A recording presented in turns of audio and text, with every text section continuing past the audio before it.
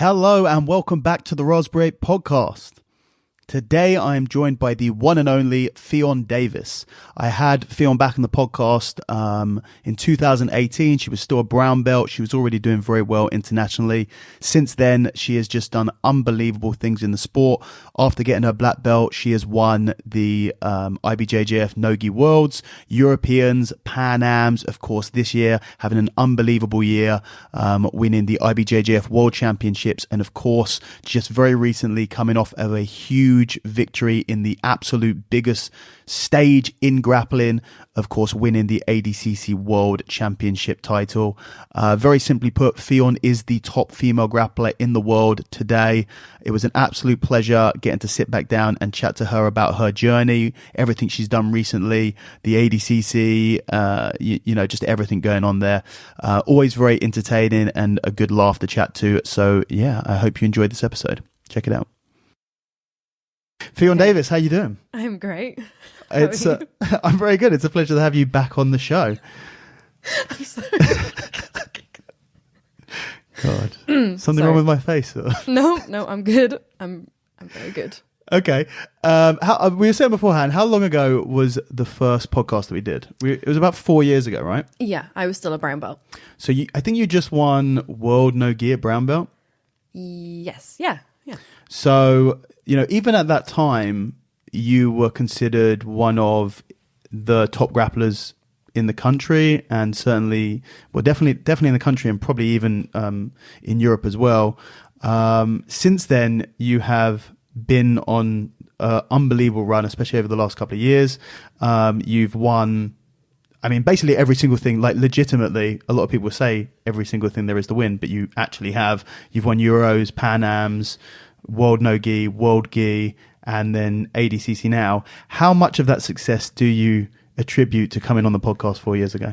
I would say it was completely to do with the podcast. It really was set the trajectory. And that's it. That's the podcast done. That's all. That's it's all down to you, Dan. That's all the soundbite that I needed. So I just wanted to confirm that. That's fantastic. But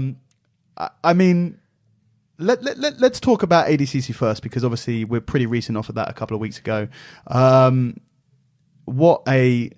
Firstly, what an insane day that must have been. Yeah, it was very, very intense. Like the whole weekend was very intense. It's a big crowd as well. It was freaking me out, I'll be honest. Yeah, well, you've got to hand it to Mo Jassim, what he was able to accomplish. He spoke a big game about how he was going to make ADCC this massive thing, but he really did deliver. Obviously, when I competed in ADCC 11 years ago. Was that in Birmingham? That was in Nottingham. Yeah. Oh my God. It was a very, very different situation back then. And to see how it's progressed in the last 10 years from, maybe 1,000 people, to be surprised, to be honest, I'm not even sure if it was that. Competitors, yeah. Yeah, in this, ADCC is this weird one where it always looked amateur, but was known as having this, being at super high level. And I really think that Mo and everyone else who's helped with the organization has raised it up to the standard that it is. But was that like the most insane atmosphere that you've ever competed under? Yeah, to be honest, it was the going on stage part with, they presented the athletes, which was actually very, very funny. But that part was really nerve wracking, but competing wise, you don't notice until after the match when the crowd goes wild, or a big moment in the match. And I listened back to some of the clips from my matches when there'd be a sweep or something, and it was so fucking loud. Yeah. It was so loud, the audio, it was crazy. Yeah. And how much, because I just did Cage Warriors on the weekend, and it was a really crazy we were in Rome and we had this Italian crowd, and they were just, I've never seen a crowd that was so unanimously for one person in each fight. And especially the main event, and it was this crazy sort of war of attrition for five-minute rounds. And we were talking about what a difference the support of a big crowd like that makes. It gives you energy. Yeah. Oh, 100%. When I got the throw on Via and the crowd just going mad, I was like I was getting so excited. It really motivates you on. It's so cool. Yeah, it makes me wonder what it would be like. I went and saw Tyson Fury and Dillian Whyte a little while ago, and there was 95,000 people there. What the fuck? And obviously almost all of them were for Fury. Yeah. I can't even imagine what that feels like. The best feeling in the world. It must be insane, right? So cool. Yeah. Just imagine like having that many eyes on jiu-jitsu is just insane. So cool. Especially like even after the event, like the amount of blue ticks that would be following and stuff. It was really cool just to see like how many eyes that it had on it from like different sort of areas. Well, I mean, we'll talk about that for a second, but Brazilian Jiu-Jitsu has sort of been a fad thing in like pop culture and especially in celebrities. It's been kind of a fad thing for a while now. Yeah. But it seems to just gone crazy recently. Like every single mainstream. But it's, I mean, like Mark Zuckerberg like, no, it's so funny. Is like loves jiu-jitsu. I'm like, what is going on? This is crazy. Do you want a private? Like yeah. And to think that he will be following jiu-jitsu athletes, and there's a good possibility he knows who you are. That's pretty weird, right? That's quite funny. Like he might actually, I'm guessing he watched ADCC or is at least aware of the tournament. He might recognise me maybe. Be like, oh, it's the blonde girl with the camel toe. From Finland. From Finland. Fantastic. Oh my God, Joe Rogan probably saw me. Yeah. Oh That's no. kind of cool. Joe Rogan definitely knows who you are. I'm surprised he doesn't follow you actually. It's going to follow me. Are you sure? My mum would be so excited by that. She loves Joe Rogan. I mean, he does follow me, but does he? Yeah, he does. Oh, come I'm not on. trying to flex or anything, but I'm just saying, there's no reason that he won't follow you. Come on, Joe, follow Ffion. She deserves it. Please. But yeah, so anyway, going back to ADCC, I mean, it almost sounds like a ridiculous question asking you to describe what that whole experience was like, and especially getting the win. I mean, there was that incredible clip of you afterwards saying, I think it was, I fucking knew it. I mean, talk me through that. I'd like turned to Rosa and I said that. That's what I was saying it to. Yeah. Because I was saying to her before, I guess, like, there was like, I don't know, I remember seeing a podcast with Travis Stevens actually, and he was saying about when you go into a tournament and you're anticipating the win. And I really I'd never had anyone put that into words, like that sort of feeling. And I've had it before. And I had it at that tournament, and I had it at Gi World as well, actually, where I was like, you just know deep down that you're going to win. And I had I'd seen a few comments of people saying that the win against Bia was probably a fluke. And, you know, like, it's more like to yourself as well. I was wondering myself, was it a fluke? It'd been 3 years since I fought her. And you know how it is in jiu-jitsu tournaments. Like, you can catch someone who is a lot better than you. Yeah. And I'd lost to her like the previous 2 times. So made a lot of sense that I'd be questioning that myself. But then I was sort of like, I don't know, I just had like that feeling, like that feeling that I was going to win before it even, to be honest. I don't know why. It's really hard to describe like how you know, but it's just like a gut feeling.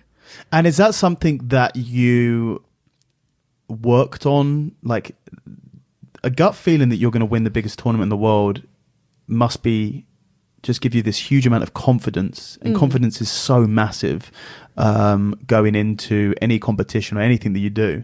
Is that something that just happened? You were just you just felt like you were going to win, and that was just how it was, or was it something that you'd sort of purposely, intentionally try to work on? No, to be honest, it was something that came naturally because of the circumstances, I think. Like, I've struggled with self-belief so much, like, through competitions for such a long time. Like, I've had such imposter syndrome in tournaments. I've got that written down. I was going to talk to you about it. Imposter syndrome. Yeah, because I had a feeling that you might. And I mean, let's talk about that right now, because it is a topic that I wanted to. Obviously, like, for those who aren't aware, like, imposter syndrome is when someone who is, especially usually very qualified in their craft, just feels like they are going to get found out, and that actually they've been bullshitting it the entire time and they don't know what they're doing. Yeah. And I think I have a feeling that a lot of really high level, very well respected performers or instructors or whatever it is, athletes, have that feeling, but people don't realize, people at medium levels or low levels will feel the same. So, talk to me about it. So I've always felt like, especially in the black belt division now, because the thing is, I'm quite new to the sport relatively, and compared to some of the girls who've been competing since they were 5 years old. They all know each other. They've all fought each other so many times. And then, especially as one of the very few non-Brazilians, I think it's easy to feel imposter syndrome and be like, how am I even doing well against these people? And I felt like that for a while. I was like, it must be a bit of a fluke. I don't know. Just, I feel like a lot of luck has come into it as well, which is true. Like, I have been very lucky as well. But yeah, it was very difficult to sort of see myself as one of their peers because I'd looked up to them for so long and been such fans. And I still am a fan, but not in the... Like, I was in my first ADCC, I went up to Michelle Nicolini and asked for a photo. And she was like, aren't we in the same division? And I was like, yeah, but like, as if I'm going to be remotely competitive in this division, which proved to be true. I was not remotely competitive in that division at the time. But yeah, like, you shouldn't be fangirling when you're meant to be fighting these girls. I'm not saying don't respect them and look up to them, but it's not really... It just shows that you don't believe in yourself a little bit, you know? Yeah. I mean, was there then a point where you thought, I mean, firstly, off of that, was there any moment that you competed against someone that you were starstruck by and it affected you or didn't affect you? Yeah, I think a good match to go back to was against Talita Alencar on EBI. I was like passing a guard and I got to mount, I got on her back. I didn't submit from those positions. And then I was like, couldn't really believe that it was happening. I was like, even the commentary was like, Talita must be letting her do this. But then at the end of the match, she ended up like, I fell off at the back and then she caught something. She passed real quick and like jumped on my back and choked me. And I was like, oh yeah, that's what should have happened all along.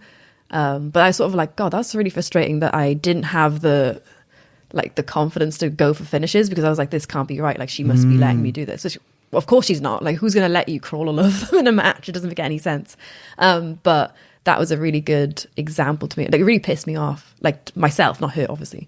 Because I was like, why didn't I just be more aggressive in that situation rather than be sort of, oh, like, this can't be real and backing off? It's really weird. And was that... Because my next question was going to be, was there a moment where you stopped looking at these people as your heroes and started looking at them as your competitors?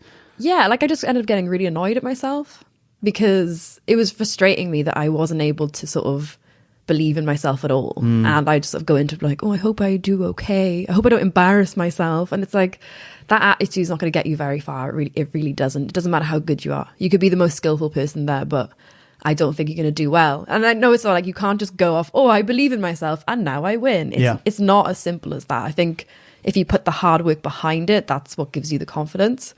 But yeah, it was just pissing me off, to be honest. And I was like, well, I'm just going to pretend that I think I'm the best and delude myself almost, even if it's not true.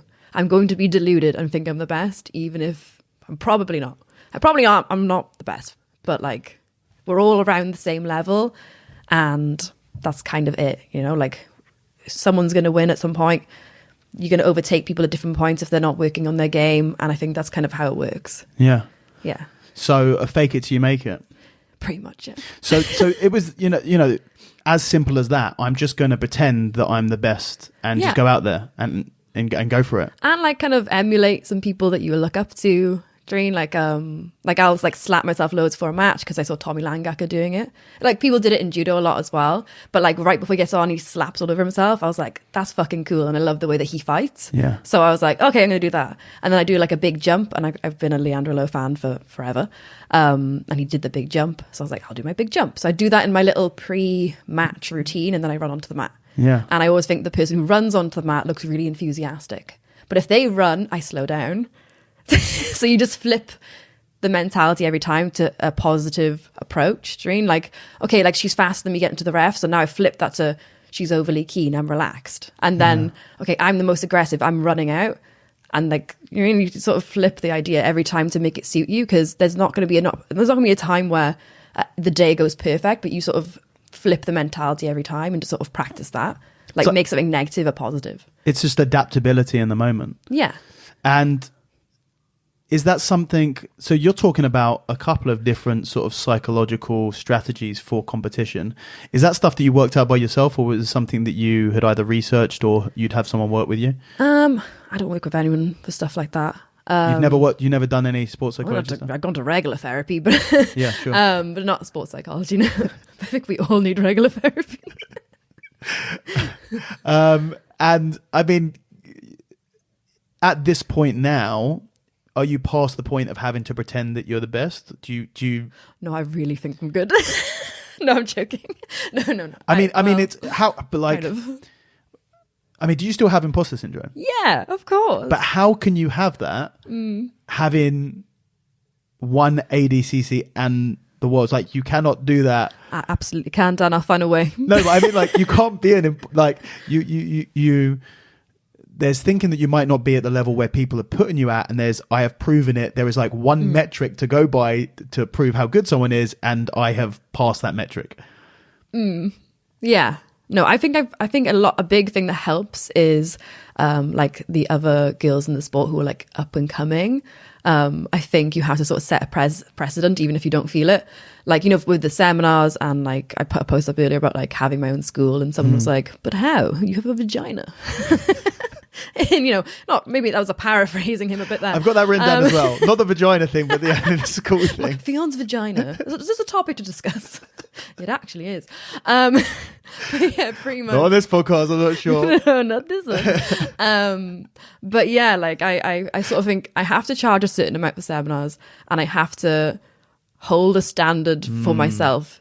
And I don't put it on me. I put it on the fact that other people then can't set a certain price if I set it super low. During it kind of shits on them. It shits on other athletes, and it shits on other female athletes especially. But I think you can apply that to everyone, you know, like male or female.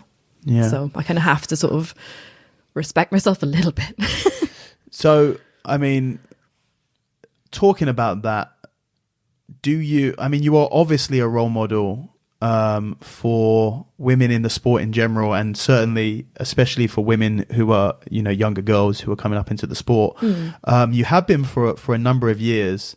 I feel like maybe it's just because I've known you for a long time, and I've like followed your career throughout since you were blue belt or whatever.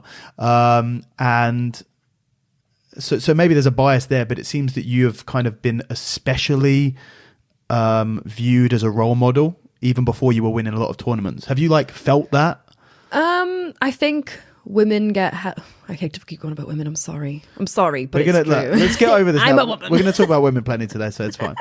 But I think from what I've seen, women kind of get held to this higher standard of being a role model, especially in a male-dominated sport. So I think that's probably why, more so than other people in the UK Jiu-Jitsu, just because I'm a woman, maybe. Yeah, that makes complete sense. And do you feel, I mean, you've already mentioned about how you sort of adapted your behavior with the, you know, understanding that you are being looked at by the up-and-comers. Do you feel like there's a lot of pressure on you, or has that affected you, especially like over the last 2 or 3 years? You've had a huge amount of success, both in your popularity, your success, you know, seminars or work that you're doing in the sport, but especially earlier on, sort of with your success at brown belt and onwards. Was that something that you felt like a burden almost? I wouldn't say like the being looked to as a role model was ever a burden. I thought it was quite lovely. I think just people expecting me to win all the time, or have an easy time doing so, was kind of difficult. Like I've had people be like, oh my God, like I've lost to someone, and they're like, oh my God, you lost to this, who is that person? And I'm like, I know who they are because I follow the scene, and I know that it's not embarrassing at all to lose to that person, because they're like lesser known. That can be a thing sometimes. Another, I guess one thing I could think of is people being let down if I post bikini photos. This is a thing for me. Yep. I've had messages of people like, I put up a bikini photo before, like on the beach, because I was on holiday. And someone was like, I'm really disappointed in you for putting that bikini photo up. I was like, sorry? Why? I'm confused. I wasn't like with my legs splayed open. Yeah. Right? I wasn't like, not that you should be, you know, splay your legs open if you like, but it wasn't like I was, I don't know, like doing anything. There was nothing inherently sexual about it, but it was being sexualized by this person or the public, being or something like that. I'm disgusted that you would post, and I've lost followers for posting bikini photos. And I don't know if I'm like, I think I'm in the cute box, not the sexy box for people. And they're like, oh, she's like your little sister or something. Oh, and then they're like, oh, what's she doing with her ass out on the internet? And I think that kind of froze them a little bit. They're like, get back into your box, unfollow. Or they just think you're ugly. I don't know which it is. It's very strange, isn't it? Yeah. The internet is such a strange thing. And I mean, you must be so used to getting comments and stuff, and kind of having to navigate the land, you know, the minefield that is social media and stuff like that. Yeah, it's a strange place. The request box is it's a nerve-wracking experience every time you click on it. I'm like, I don't want to go in here today. Yeah. I don't want to see what's waiting. I mean, is that a genuine issue? Do you get... Yeah, it's like, this is the thing. There'll be someone who writes me the most lovely message ever. And then the next post is like, I wanked to a picture of you today. Like, and you're like, oh, okay, thank you. Or like just the photo in the inbox. And you're like, what is that? I don't want to open the photo because I don't know. I want to see a dick today. Yeah. I don't want to see that aggressive on my screen. But yeah, there's some strange ones. But there's a lot of lovely ones. And you tend to miss the nice ones because there's so many weird ones. Yeah, I think that's kind of... I was having this discussion the other day and talking about the even if 95% of the comments or messages that you have are positive, those negative ones are kind of more remembered. Oh God, they'll you know, one will ruin one will ruin 50 nice ones, one shit one, and then also, and something that I sort of try and work on myself is not responding. People respond to those negative comments, like disproportionately high. So then it becomes aware that if you want to get a response out of someone, which is what most people, or anyone talking shit online, they're talking shit online to get a response, right? They're like, just antagonize him generally because they're insecure and they just want to get attention. And then it ends up having this negative feedback loop where they post negative shit to get attention. You give them that attention, they continue doing that sort of thing. I have had where someone sort of wrote me a message that's pretty mean, and I replied quite nicely. I was like, well, why? Like, why do you think this? Like, I'm sorry you feel that way. And they were like, oh my God, I didn't think you reply. Yeah. I don't mean this at all. I'm really sorry. Yeah. I was like, what the fuck? Why did you write me this weird message that was pretty nasty? Yeah, it's really weird. Like, I had this... well, it wasn't even actually to me. I saw someone posted on a fight. It was one of the women's fight, I think Thug Rose's last fight. And someone posted, or was it Joanna? Was it whoever it was, they posted like, I hope she gets knocked out. I think it was Joanna's fight actually. I hate her, ugly woman. I hope she gets knocked out and whatever. And one of my mates sent me this, just saying like, look at this guy. He's such a prick. And I was like, you know what? I'm going to say something to him. It was like on the UFC's, like, it was like on a big post. And his profile picture was him and his daughter. And I just was like, bro, why are you saying this? Like, she hasn't done anything. She's just an athlete. She's not, she's just doing her best out there. You've got a daughter. Would you want your daughter to like be spoken like that by? And he deleted his comment and then he messaged me saying, you know what, you're right. Like, there we go. And but like a huge message about, I'm so sorry. I feel embarrassed. I'm ashamed. You've made me reevaluate everything, like how I think about stuff. And it was just like, damn, like there's a lot of the hatred out there is just like one kind of eye-opening comment away from actually being like, fuck, I'm like, what am I doing? They just need to be called out, or like a hug. Yeah. They just need a little... Come on. I think it is that. So spread more. If you see negative comments out there, don't fight fire with fire. Fight with love. Yeah. That's the message. Sort of a nice compliment. Yeah. So back to ADCC anyway, and talking about sort of that confidence that you had going into it. What was it like? I can only imagine what it must be like because it is... I mean, you won World Gi. It's the biggest event that you can win in the Gi. But the ADCC is the Olympics of grappling. It is the biggest sport. There is no comparison, really. I mean, I do feel like the difference between winning ADCC and the difference between winning Worlds is significant. It's the highest accolade that you can get in this sport. You literally can't get higher. There's no absolute division. For women, you could not get any higher at this moment. What was that like? It was like being in a movie. I have to be honest. It really did feel like that. And it lived up to every expectation. Like winning everything was just like magical. And like sometimes you'll win big tournaments like that and there's like a weird, like I did have it after this, but it was like a few days later. But there's this weird like empty feeling where you feel kind of miserable. It's really hard. Like you get real sad. And I did have that after ADCC. And I actually have felt a little bit low the last couple of weeks. Like not like, not depressed, but like definitely noticeably lower while I'm trying to set new goals. But yeah, like it was amazing. It was the coolest thing ever. Like the crowd, it just felt like you win gi worlds and there's the crowd, but it's not the same. No. And for me, gi worlds was higher on my level of importance because I preferred the gi, but ADCC felt more special because of just the crowd, the effort that was put into the event. So. And, just to pick up on something you said there, because I know exactly what you're talking about.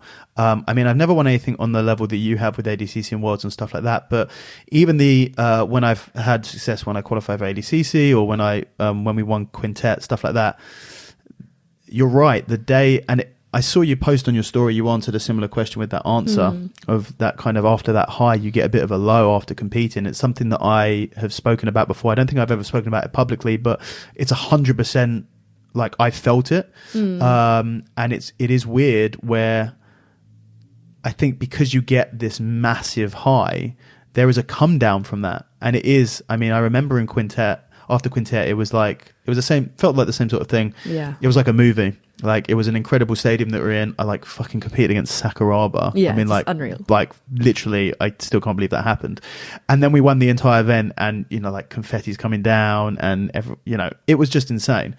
It's like the greatest day ever. Mm-hmm. And then you wake up the next day, and you're just the same person. Yeah. And you just put your jeans on one leg at a time, and then I'm sitting on a train in Tokyo, and I'm just fuck, why do I feel like yesterday was the greatest day ever, but today just feels like a regular old day.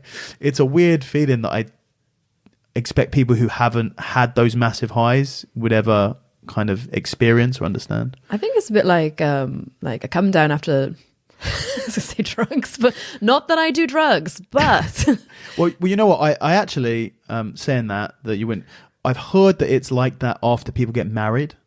I've heard a similar feeling. Yeah, that makes sense. Because, and I think, I don't know if it's like a serotonin overload or it's a dopamine overload. I know that with ecstasy, it's on the serotonin system, so you get a come down where your serotonin levels are out of balance. Yeah. And I'm guessing that it's something sort of chemical, neurobiological. Yeah. But yeah, I've heard that as well. You have a day, your wedding day is the greatest day of your life, and everyone's there for you. Yeah. It's like it's a movie, and then you just wake up the next day, and that massive high is gone, and then you're just back to regular life. I think that's why a lot of athletes get really miserable after. I was talking to a friend about this literally on the weekend. It's you can't, because we both came from judo backgrounds. There's Julia Owen's girlfriend. And we were talking about how once you've lived that athlete lifestyle, you go, you compete, you have these massive highs. And then even when you lose, you get those really dramatic lows off the losing as well, because it's so important to you. It's you can't go into a real job after or a real normal life. Because you're just so used to those highs and lows. And then you go to what is actually happiness or contentness is that stable life where there's no massive highs and there's no super low lows. That's what you should be striving for, really, or what people say. But I'm so addicted to that. After the tournament, it's when's my next high? Yeah. Okay, well, gi worlds, that's not for months. That's the main thing I'll be aiming for. And it's will it feel the same now after winning it? And how low will I feel if I don't? Even if I get silver, even if I get a really good result, but it's not as good as this. It can only go up to get those highs now. Yeah. So kind of it's your tolerance for whatever drug is getting, I don't know, is getting higher. So 100%. Then it doesn't feel the same. So you have to take more and more and more. And it's well, what do I do above this now? So I was okay, absolutely. But realistically, that's going to be very difficult at lightweight. I'm not saying I'm still going to strive for it, obviously. But winning gi worlds is going to not feel as good now because I've already won it once. Winning ADCC, it's just it's just maintenance. It's not going to be as big a buzz. So that's kind of scary now. I thought after winning gi worlds, I felt really content because it was something I didn't know if I'd achieve. And I was really worried about what if I get to a point where I'm going to open a gym and transitioning to coaching, but I didn't actually hit those dreams. Am I going to be bitter? Is it going to haunt me forever? It's getting very deep. But no, you're spot on, yeah. But now, then I hit that and I was okay, I feel really content. But that now it's starting to set in after ADCC and everything. It's I'm never going to have the same high, or maybe not. I hope that's not true. But it's going to be really hard to achieve because this is my version of getting married. I have no intentions of getting married, or I don't really give a shit about getting married. But that's my version of that. So it's what's after that now? Yeah, it's so interesting, and Yeah, I never asked anyone about that, to be honest. It's a really, I don't think I've ever heard anyone talk about it. It makes complete sense why athletes would, athletes have a hard time after their career, and it's a reason why you never see fighters retire, especially in MMA. I mean, I always, when I watched, I remember watching Conor McGregor's documentary and watching him, like the whole process, and then him walking out into the crowd. And, I've been lucky enough to be in situations where I'm competing in front of a crowd, and it's, I mean, there is no other feeling like it in the world. It really is unbelievable. And then, like, could you imagine what it would be like to be Conor McGregor walking out in front of 20, 30,000 people and winning, knocking someone out and getting the belt? Like, that high must be so unbelievably, like, like mind-blowing, incomprehensibly high. Yeah. And then once you've had that a couple of times, like, what happens then? Like, when it stops happening, or you want that high again. And I think that's why so many athletes, either in MMA especially, they can't retire because they just want to go again and again and again. And then when they do retire, they have issues with, drugs and other issues that you can kind of use to cope with those sort of things, or try and get some sort of replication. Yeah. Oh, yeah, definitely. And I'd say it's much more extreme in MMA because there's bigger crowds in general. Like a jiu-jitsu tournament, it's still addictive, but like you don't have a stadium full of people there to watch you and not the same numbers. So yeah, I can see it being a much bigger. And there's like that camp lead up. There's like 8-week camp before it. It's more of a bigger deal. Yeah. Whereas jiu-jitsu tournaments, you kind of do every weekend kind of buzz. Do you know what I mean? Yeah. And because of the it's very different competing MMA as is the grappling, because the danger's much higher. Therefore, the adrenaline's much higher, and the risk is much higher, and the reward is much higher as well. Mm-hmm. It's one of the things that I really noticed doing commentary for Cage Warriors. A lot of people ask me about me doing MMA, and in the past I was like, maybe sometime. I will never do MMA. I have no intention of ever competing in MMA. I have no intention of even training in MMA. I just and that's purely from watching Cage Warriors, because, I'm sitting there cage side doing commentary, and you get to know these people. You see them around weigh-ins and around the hotel, and, you meet some of them you might know personally, and you've learned a bit of your backstory, and you're kind of, the narrative's there. And then I remember one moment in particular, someone got knocked out, or whatever it was, he got finished, and one guy jumped on top of the cage, the victor obviously, and the loser was like sitting slumped in the corner. And I'll never forget this image that is like burned into my head, like this moment. It was almost like a photograph of this juxtaposition between the highest high and the lowest low. And I just sat there and went, this sport's fucking brutal. This shit is so, like, I respect anyone who does this, because this shit is horrific. Like you were saying, the highest of highs and the lowest of lows. So yeah, it's a competing athletics in general, but fighting, and then of course MMA, it just is brutal. Yeah. But what you're talking about is kind of added onto that, which is really interesting. Your concern about not being able to get that same high that you get from ADCC. Was that something that you said that you worried about when you won Worlds? Yeah. Is that something that you've kind of like even more concerned about now you're post ADCC? Yeah, definitely. I feel it way more now, because it's my two only goals in jiu-jitsu, or biggest goals, were those. Like, they're the number one spots. And they were sort of goals that I was like, might not do them, and I have to learn to be satisfied if I don't, because you can be the best, but it doesn't mean you're going to win on the day. Lots of factors come into it, and a lot of times it's like, like a big competition like that, that's a lot of pressure going in, and then you have that like horrible thing where sometimes you just choke on the day, and it's one of those things. It doesn't matter how many times you compete, you just have it, and you just have to accept it. It's like, there's nothing I can do to talk myself into this mentally. I've just fully choked, and I keep hesitating, and just everything goes wrong that day. So you can't guarantee that won't happen. Does not matter how experienced you are. Which is always scary to like hang over you. Yeah. But yeah, it's just, now I'm like, I just have to make sure that I go with the momentum, and I just don't overthink things too much. Otherwise, I'll freak myself out. But no, I'm excited for like what's ahead now. It's opened so many doors. During like ADCC had so many eyes on it. Like there's lots of exciting things coming up. So I'm just trying to enjoy this time now where I don't have an immediate tournament coming up. Because usually it's like, oh, okay, well, I got bronze at Gi World, so now, or silver at ADCC. So now it's like working for the next one. Like straight away, you set your eyes on the next one because you didn't quite reach your goal. So it's like back into the cycle. It's January, you do your Euros, Pans in March. Then it's maybe Abu Dhabi was when it was in April. I think they switched the date now. But then then you got your Gi Worlds, and then if it's the same year as ADCC, you switch to no Gi season. It's like Pan no Gi Euros, no Gi Worlds, and ADCC. And it's like you just never have time off. Or like I feel like I'm playing catch up all the time because I'm 27 and lots of the girls have won like 5 world titles by the time they're 27. So it's like, oh, I better catch up. So yeah, you just get thrown into that cycle again and again. And I love it. But this coming year, I want to actually take the time to do the things I wanted to do for ages, but I've always been wrapped up in that cycle. And then come back like ready for Gi Worlds and have a bit longer of a break. I'm not going to rest until Gi Worlds, but I mean, just not feel pressured into something straight away. I hope that makes sense. But like 100%. Yeah.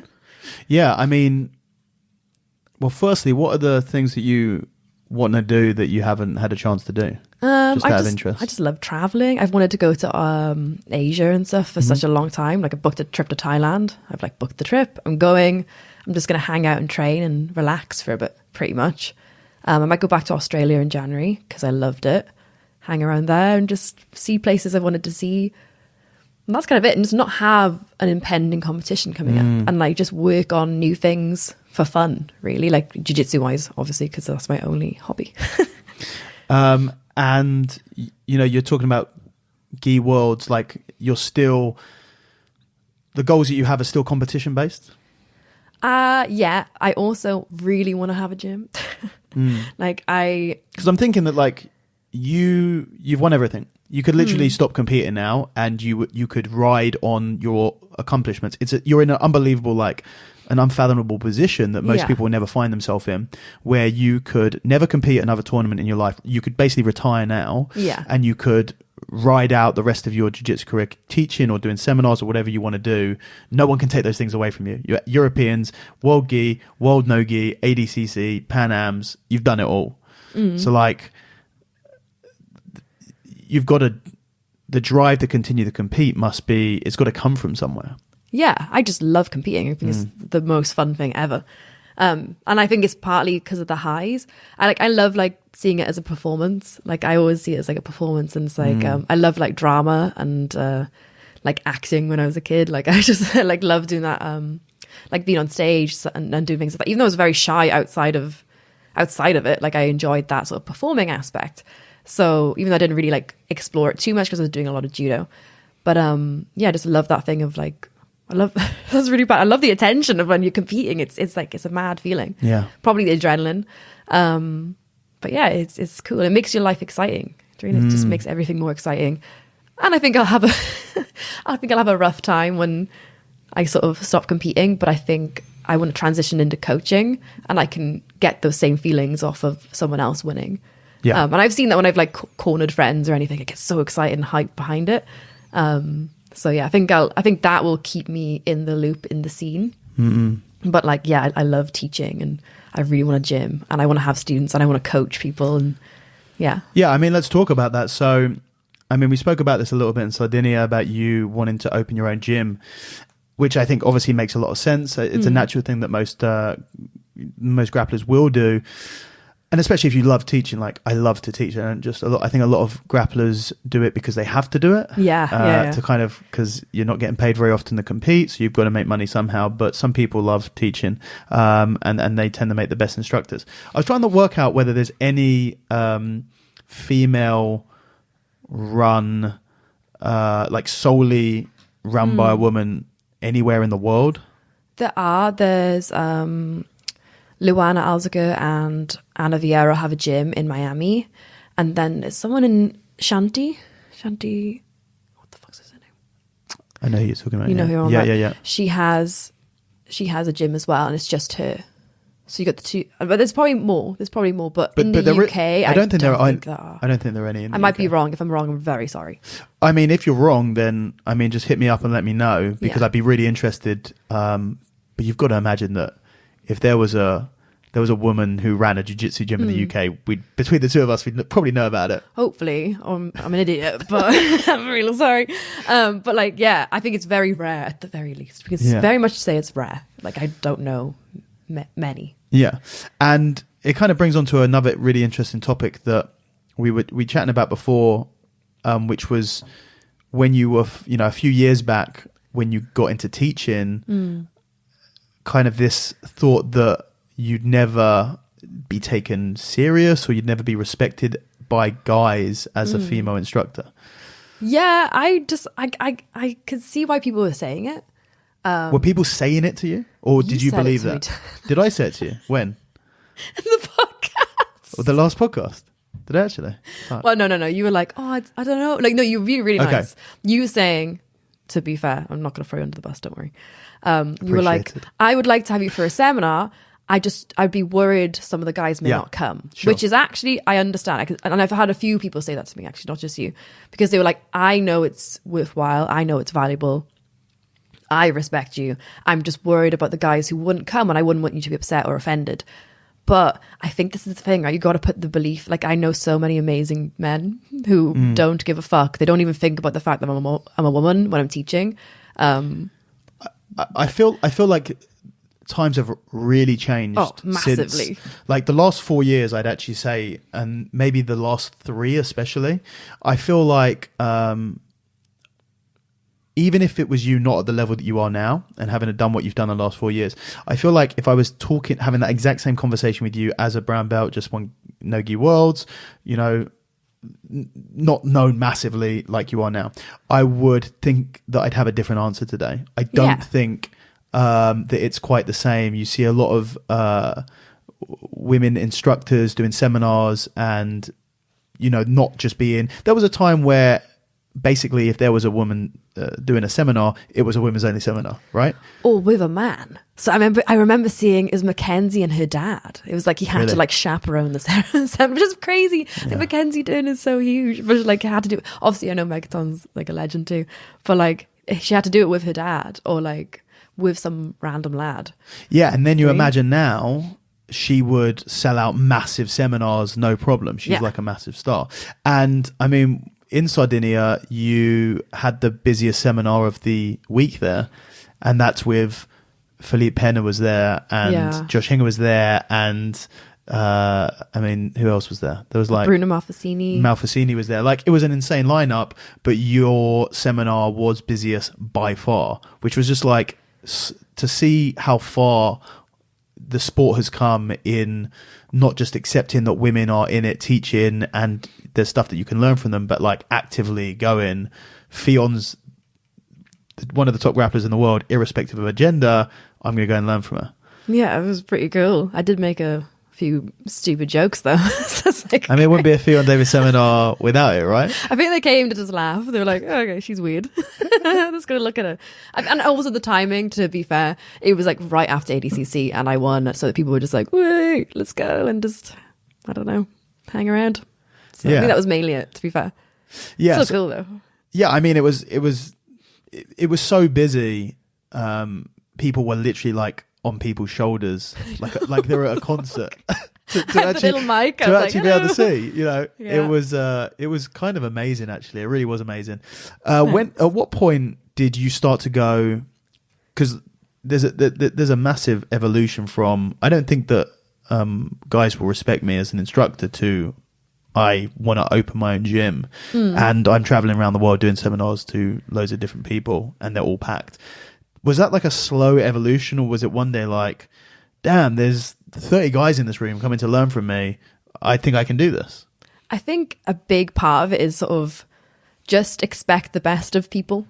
Like, I think sometimes I don't want to ever be like, oh, I'm a woman, I'm a victim. Because I'm not. I'm not at all. I'm in a very lucky position. I'm very privileged in a lot of ways.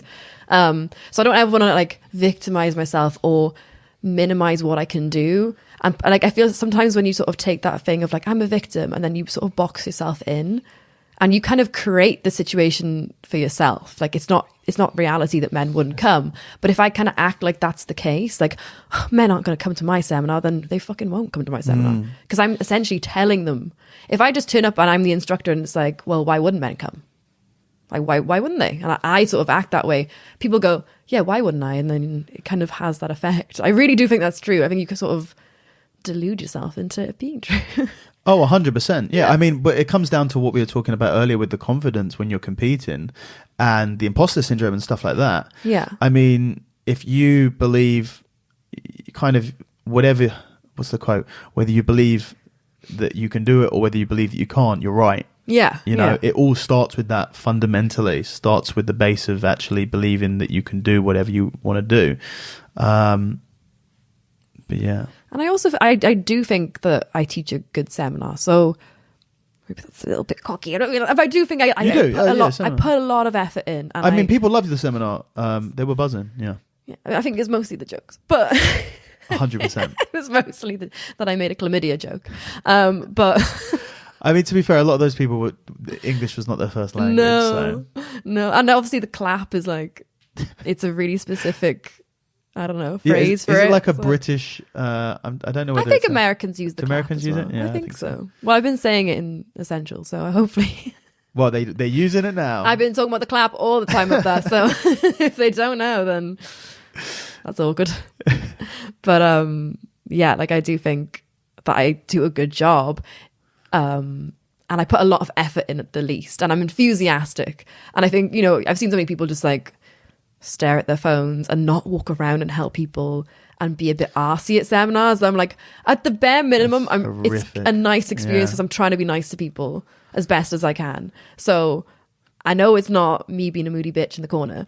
So like, I know I'm putting effort in, even if maybe the techniques aren't clicking for some people. Do you know what I mean? Like, I know I'm putting the effort in. So there was that as well. It's like, why wouldn't they? Yeah, I mean, even now, hang out with me for the day. I'm thinking about it now, and I'm like, I knew back then when I originally would have said, I'm not sure guys will actually want to show up for that.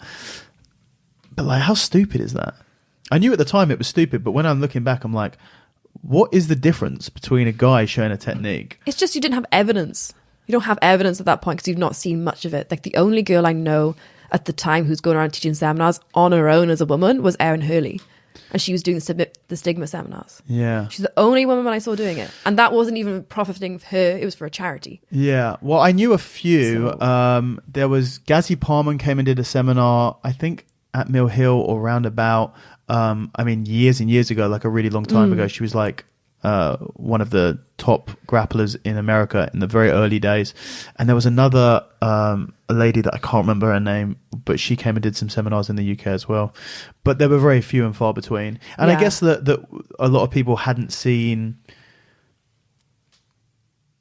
like a diverse number of women competing and having success at the top level. There was like a time where I felt like it was just Cara Gracie and Michelle Nicolini, and like the level of female competitors, like the depth might have been there, but the breadth wasn't there. Yeah, for sure. Which obviously now we've got a lot more. What else have we got on this list here? You mentioned one, the accent change. I mean, I feel like we're dropping into this too early, but like, just well, let's address it. Yeah, I don't think it's. I'm hoping it's not that different because I've left Ireland for like, I can't hear, like 6 months, 7 months. Do you know what? Actually, talking about this, let's just talk about sort of your progress since, because you mentioned Ireland. I'm like, that's actually an interesting. I was question. there, yeah. When we spoke last time, you're still brown belt, but having a lot of success, and you were training in Wales. Yeah. Where you're from, not Finland. I'm not from Finland. I know I look Finnish, apparently. Or Ireland. Or anywhere else.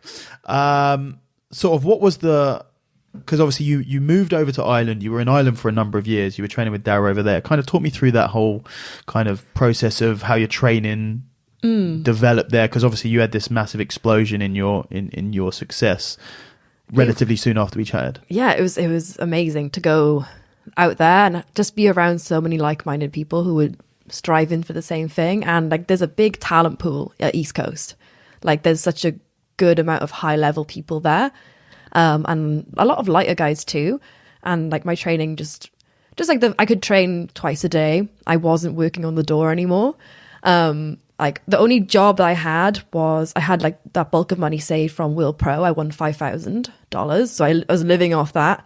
Dara let me live with him for free, so I was in his spare room for free, and then I was in his mother's house for free. So I didn't have to worry about rent, because rent in Dublin is outrageous. If anyone has lived in Dublin, it's like a joke. It's worse than New York. Really? And I'm not joking. I'm serious. Why is that? I don't know. I don't understand. Someone has explained to me, but economy. And then I was like, I don't know. Yeah. I finished school at 16, so I don't know what you're talking about. But basically, like, you can't really afford rent. So I was just training twice a day, every day. Just like, and I was post-breakup madness. So I was just like fully dived into jiu-jitsu, and it really paid off. And the only way I was making money was I had to book a seminar each month to afford food. Like that was my goal. It was like one seminar a month. One seminar a month, £500, travel not included. Just like, if I book a seminar, I can afford to eat this month. Yeah. That was my goal. And then later on, once I won Nogi Worlds a black belt, that was like my first major win. It was like my second tournament as a black belt. After that, Progress started to give me like a wage. I think it was after that. And I didn't know that you could earn a wage off a sponsor. It's not common. It's really uncommon, especially for UK athletes. Oh yeah, for UK athletes. Or European even. Yeah, I mean, I'd imagine that you could probably count on one hand the number of people that are being paid a salary in the UK. So they were actually a massive part of that as well. Shout out Progress. Like they were a huge part of it, because I didn't even know to ask for it. They just said, oh, we're going to give you this now, which is very rare for a sponsor. So I was like, really? I didn't know you could make money.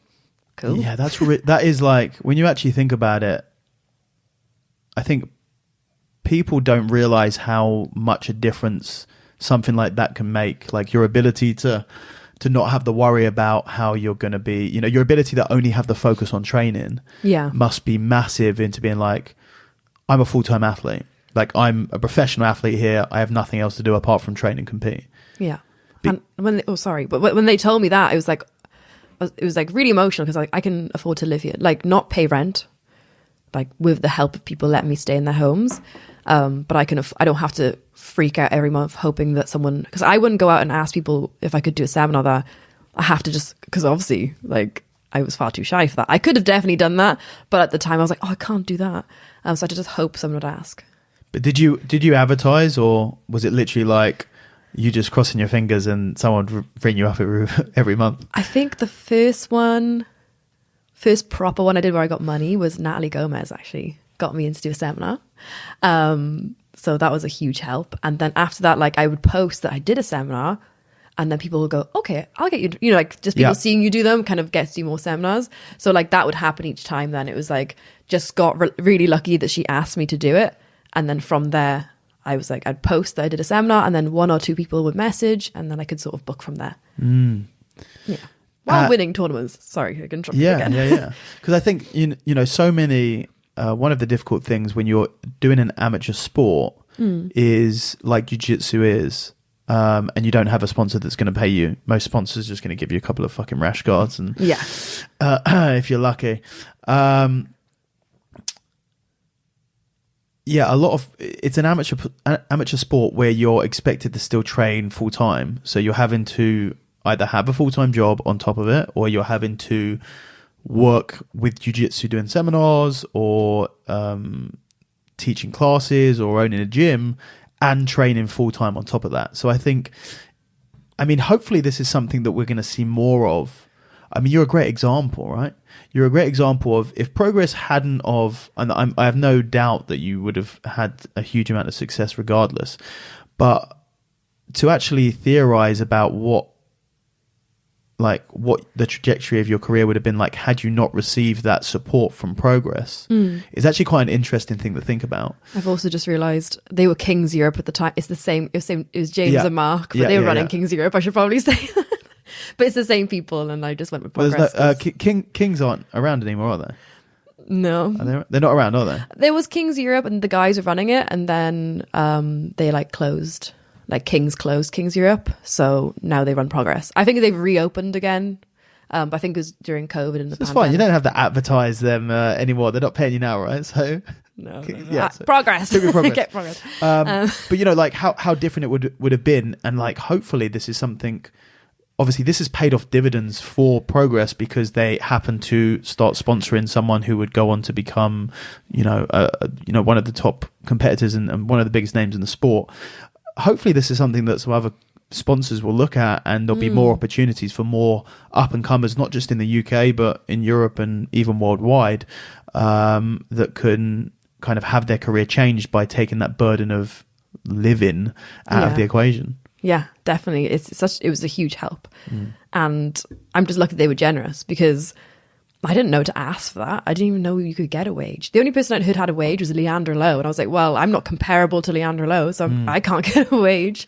So that was a huge help. And then, just training loads, able to train loads then. And then the more I'd win a tournament, and that would also get me a bump of people asking for seminars. And like, that's how it just sort of developed over time. That was like, it was also really perfect because it was like, if I don't win this tournament, people probably won't ask me for a seminar. It's very good motivation. Like, it's high stress. Yeah. Very high stress. But good for pushing you. Do you think that was a positive, pressure on top? Because sometimes, obviously, pressure from wherever they are, whether they're intrinsic, extrinsic, or whatever, they can. It's about finding that balance where it doesn't, crush you, but also that there's some pressure there to kind of get you going a little bit. I do love pressure. I love it. Yeah, I feel like it's very good for me. I kind of like being stressed. Like I don't, and I do. It's really strange. Like I need to put myself in like high stress environments to sort of get the best out of me. It works. I don't recommend it probably for your health. It's probably not good for you. But it definitely pushed me on. And, like that post-breakup, like, I have to prove you wrong. So that also helps too, I think, as well. Yeah, well, you've got to, like, find that motivation from somewhere, right? Yeah. And it doesn't really matter where it comes from if it works for you. I do a lot of things out of spite. I mean, even winning tournaments. I mean, look. I'm a petty bitch, what can I say? Okay, so Ireland. Now we can ask the accent thing. People were saying that you had an Irish accent. Is that what the crack was? Yeah. No pun intended. Yeah, I literally say the crack. I say grand. I picked it because all of my closest friends are Irish. Yeah. Literally. How long were you over there for? 4 years. Okay. And I was in a relationship with an Irish man. Yeah. So of course I'm gonna pick up the accent. My best friends were all Irish. Are all Irish, not all, they're not dead. Not yet. All my closest people in my life, well, most of the people who are closest in my life are Irish. Yeah. Right? And even I got a therapist and they were Irish and it wasn't on purpose. I was like, this is mad. I mean, was it in Ireland? No. Oh, okay. I was going to say that. I mean, you're Irish as well? Wait a minute. He's like, I am from here. Like, what do you mean? Yeah. Okay. But we're just like setting the record. Yeah. Your accent hasn't changed. I mean, it's no Mackenzie Dern, right? No, I wouldn't say it's as dramatic as but like of a change. You've seen the Mackenzie Dern accent thing, right? Yeah, but you know what? I disagree with a lot of people. I think it's not on purpose at all because I have the same disorder. Yeah, but if I like an accent, I went to Australia for a month and I started speaking with an Australian accent because I liked the accent, and then subconsciously you want to fit in. I mean, that's a legit thing. And she's literally half Brazilian, so I mean, and her husband, her father, like everyone's fucking Brazilian. But she lives in the States, right? She does, yeah. I understand what you're saying, and like some people have more of a predisposition. Like kids will pick up accents really quickly, a little bit sort of that neuroplasticity, and people who want to sort of, fit in with whatever crowd that they're around. I am desperate to fit in with whatever crowd I'm in. But, like me, please. But the Mackenzie Dern accent change was so severe. Yes. It wasn't just an accent. It was like she lost the ability to speak English. Oh, yeah. That's right. But I did go to Brazil and I started to say, how you say? I started speaking in broken English. Maybe it's just more efficient. Because they would speak in broken English to me. Yeah. So I would reply back in broken English as though they'd understand me better. But it made no sense. I feel like we need a travel documentary with Ffion Davis where she goes to different countries for a week and just see how drastically her accent changes. It gets slightly racist depending on where we go. It's like, oh, fuck, actually. But if nobody knows what we're talking about, please go and watch Mackenzie Dern accent change on YouTube or something along those lines. So you are in Ireland for a while. You have like massive success. I think you're in Ireland when you won Worlds. Yeah. And you're now based in America. Well, that's the plan. I went to New York for after Pans. I went there for my lead up to Gi Worlds this year, and then had to leave the country because I was on a certain visa, only allowed me for 3 months. So went back. 3 months, wow. Yeah, so I had to leave and then come back. And now 3 months at a time, or okay, that's not too bad. Yeah, and then you can leave and then go back for 3 months. But you can't stay there for more than 6 months, is that right? Yeah.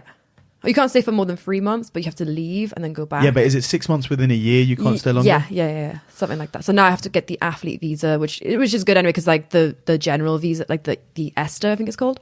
You can't really earn money in the US there. Yes. So you have to, I can't live without money for that long, so, especially in New York. So I have to come back on a P1 visa, athlete visa. Yeah, that's cool. I didn't even know. I assumed it would be a work visa or something like that. Are they quite easy to get then, if you're a high level athlete?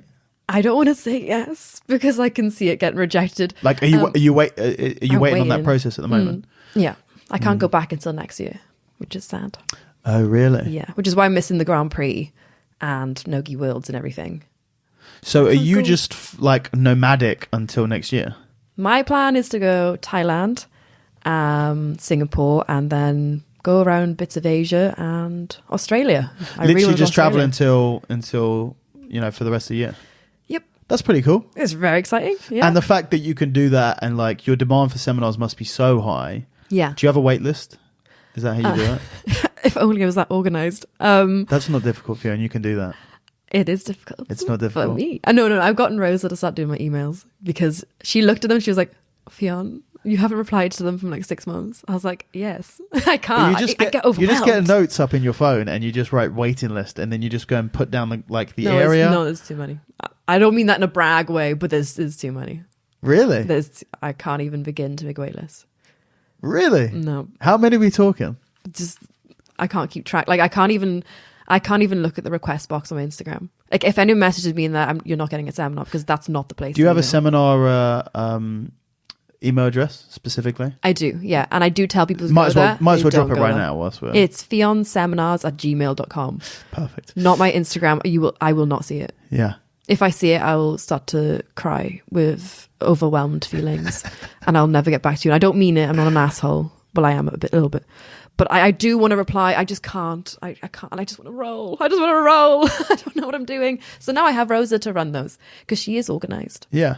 Thank God. So does she have a waiting list for you basically? Or does she just organise them and put you in a plane? She's literally going through them now, sorting it out. And I was like, this is like amazing. She like will message me like, this okay? And I'm like, yeah, that's all I have to do.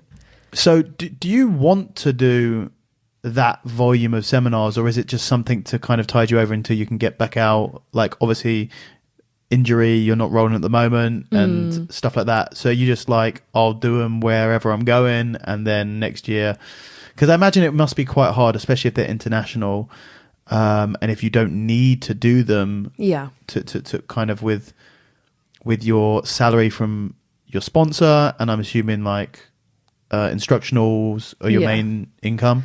Yeah. If you don't need to do it, are you planning to not do it as much when you're kind of in training?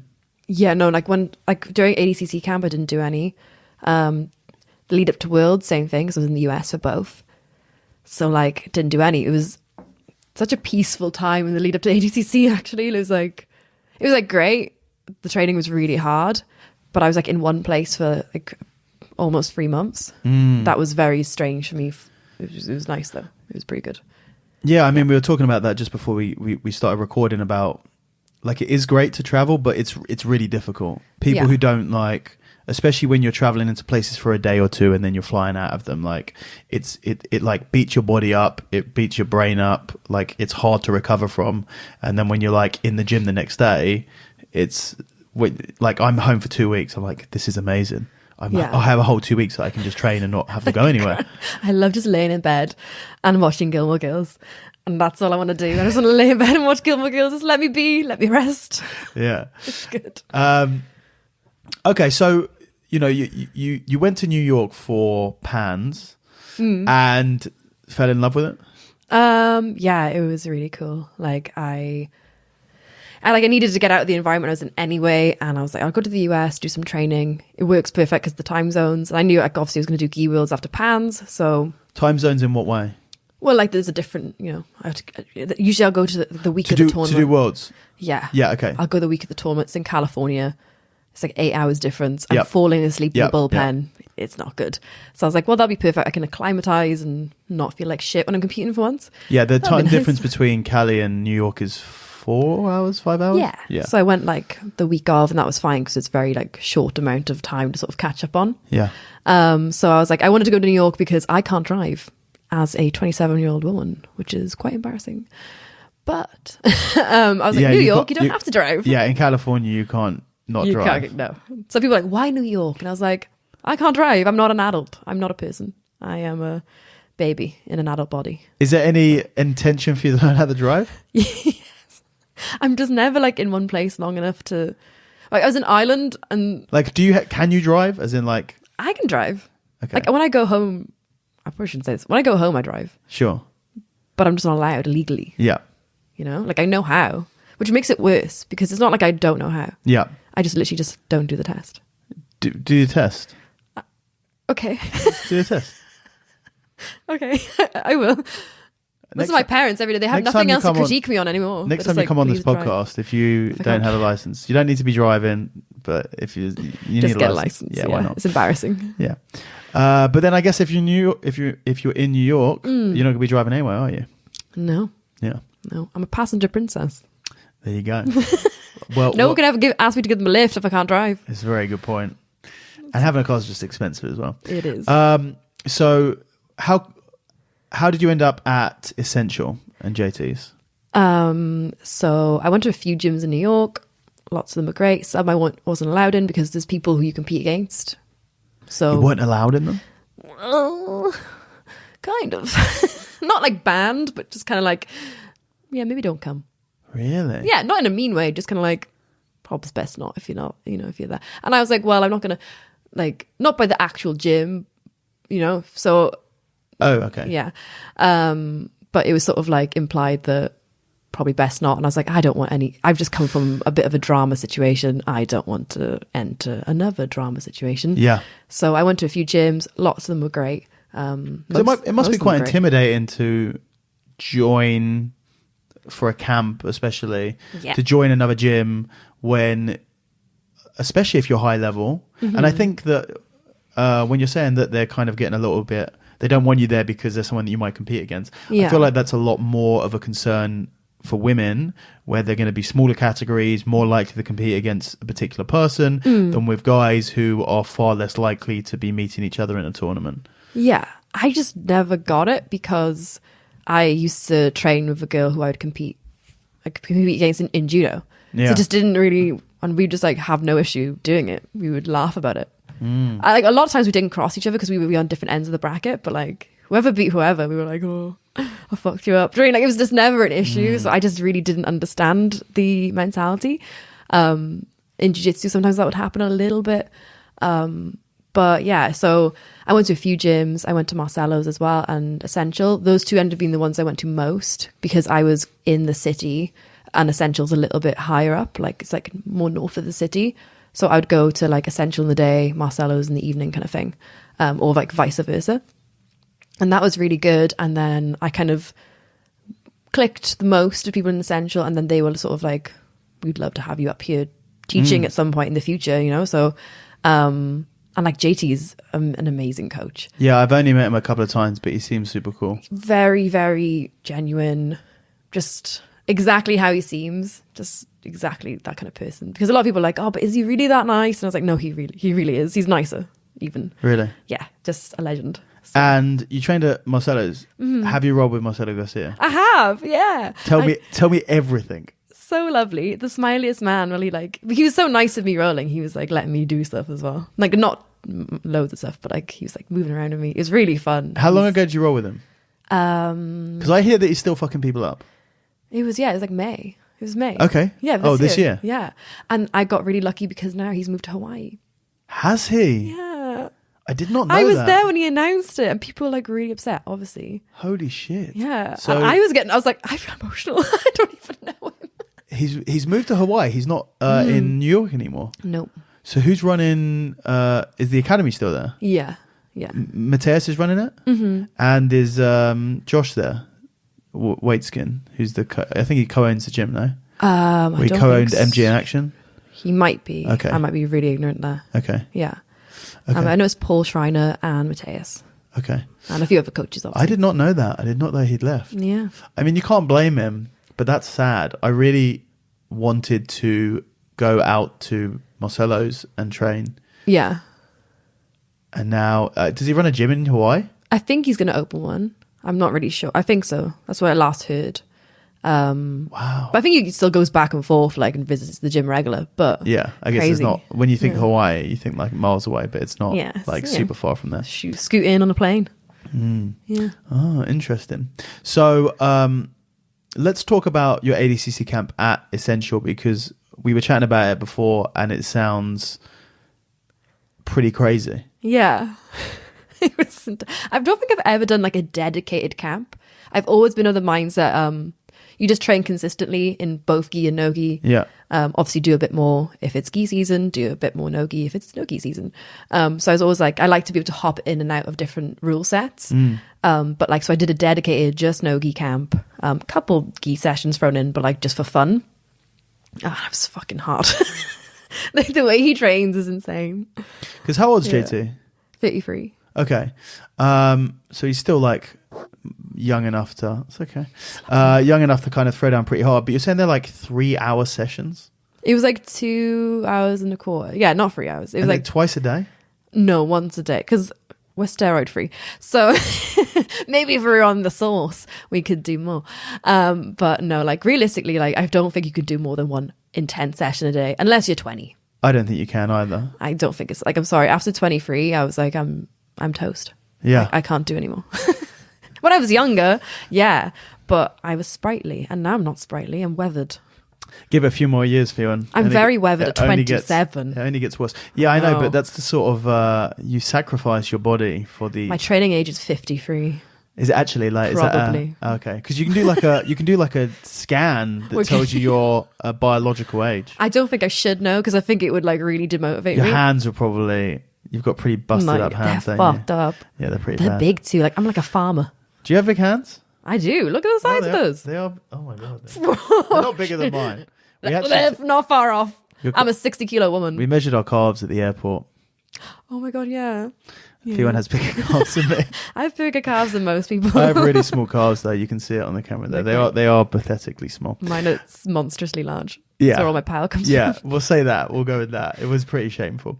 What were we talking about? I don't even know. Marcelo's gone to Hawaii. Oh yeah, Marcelo's gone to Hawaii, and I'm in camp. JT's Essential. Camp. Yeah. Yes. So what was it like? Like, talk me through some of the training. Like, it's really interesting to me because obviously, like, JT's such a high level guy. He's competed. He's ADCC champion. Like, and he's a really good coach. Yes. You'd think that. And I do think like the Americans just, everything's more professional. There's a lot more money involved in everything. So these guys know what they're doing. Yeah. Talk me through like how it, like what was the ins and outs of the JT Torres ADCC camp? So it started like building up to a big peak where it was really intense, and then we tailored down. Like, is that over 8 weeks? Yeah, over 8 weeks was like the full camp.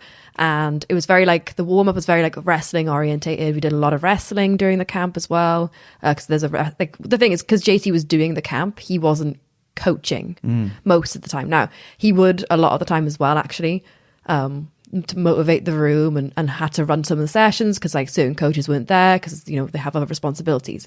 So, but he'd always have someone running the session.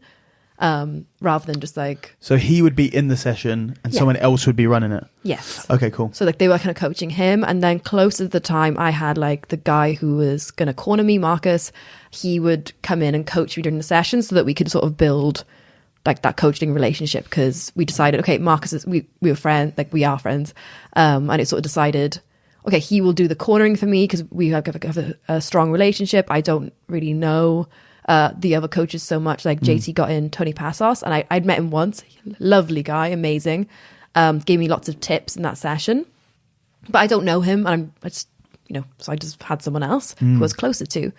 And then we sort of did it like that then, and those people would come in, corner us during the rounds, and it was really good. It was so nice having someone like watch your rolls. Even that sounds really pathetic, but like, so they'd come in and they would watch all of your, just you specifically, like how many, because there were 3 people from Essential at ADCC, if I'm not mistaken, you, JT and Sam McNally, who had like an insane performance and has really come out of nowhere, right? Was he East Coast as well? Yeah. Wow. Yeah. So those were the 3 from Essential. Yeah. So how many other people are in those kind of camp sessions? We also had Gabriel Souza. Okay. He trained like a big portion of his camp with us. He represents our team still, but like he had like an Essential patch. So we're like, he's the team. And that was really cool because him and Sam were in the same division, and it was completely unplanned. It was like Sam just decided to stay on, and Gabriel was coming, and it was like, oh shit, is that okay? But it was all worked out. It was fine. They just didn't roll together, but they were motivating each other. They never rolled together at all. They didn't. They drilled together. They didn't roll together. It wasn't like neither of them said they wouldn't, but I think they were both so polite that they didn't want to make the other person uncomfortable. A little bit of tension there. None. Really? They were totally fine with each other. Yeah. They were even making jokes at each other about it. That's quite funny though, isn't it? I couldn't imagine having like someone who's the same weight as me, I guess. I don't know. Like I feel like the biggest tournament in the world. You're gonna I know you kind of can figure out who you're going to be against first anyway. Like it was kind of obvious who Sam would probably have first. It was like probably Gary. Okay, so obviously I know that you're it's seeded that all of the invites, so you have, with a 16-man division, you have 8 invites and 8 trial winners. Yeah. And then your trial winner will always get an invite, essentially. So you thought they were going to have an invite, or you specifically thought it was going to have Gary? No, I thought he was going to have Gary first round. How? For Sam? Yeah. Sam was bottom seed, Gary's top seed. That's how it give you the easiest, quote unquote, obviously this bunny rabbit ears, the easiest person to the trials winner. Oh no, sorry, to the highest seed.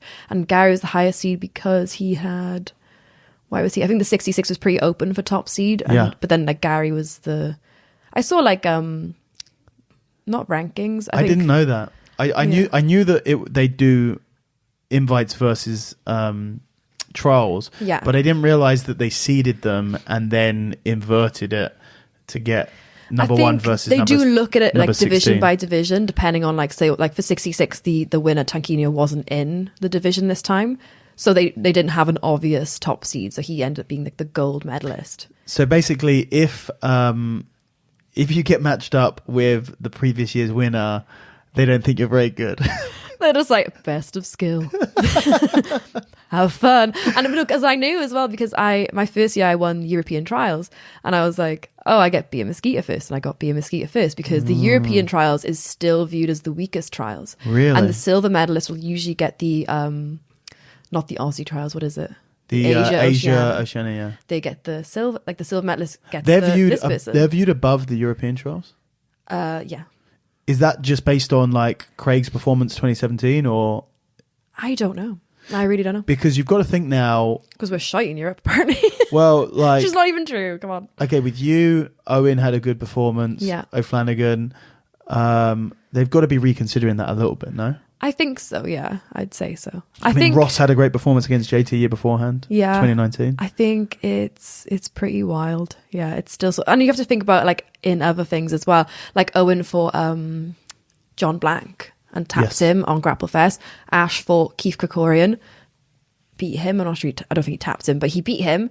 And they were like the best trials, which is you know I say this in quote unquote the best trials, which is like the American trials. You know, like the South America, I don't know. The You know North what I mean? American? Yeah. Is viewed as the hardest trials. That makes sense. I mean, the last... There's two North American trials, aren't there?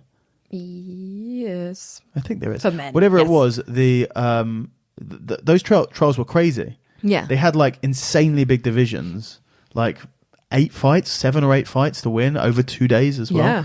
I mean, that's another topic, which is...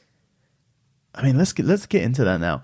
Firstly, do they need to start reducing the numbers of the trials? Because you think at some point you've got to go, how can we have a division of 200 athletes for trials? This is stupid. Yeah. Like, so do you start having trials for the trials? And then trials for the trials. No, for but the trials? would you have I don't know. Would you have like a UK trial, and you know every country has a trial, and the winners go to the European trials, or something along those lines? I think it'll happen naturally. To be honest, I think like the people like, I'll have a go at trials. I don't think you should be having a go at trials. Maybe I'm a bit of a bitch here. No one's gonna trials are not getting smaller. No, they will not get. They will not self. They need to put they need to put a limit on numbers or something. But then, I know, because how do you do it, right? Yeah. But I'm saying like you need either a ranking system, so like what the IBJJF do with the worlds. Yeah. Like get points for that's it. the exact same idea, right? Ooh, yeah. So ranking points. You need to find a way to of even do the trials.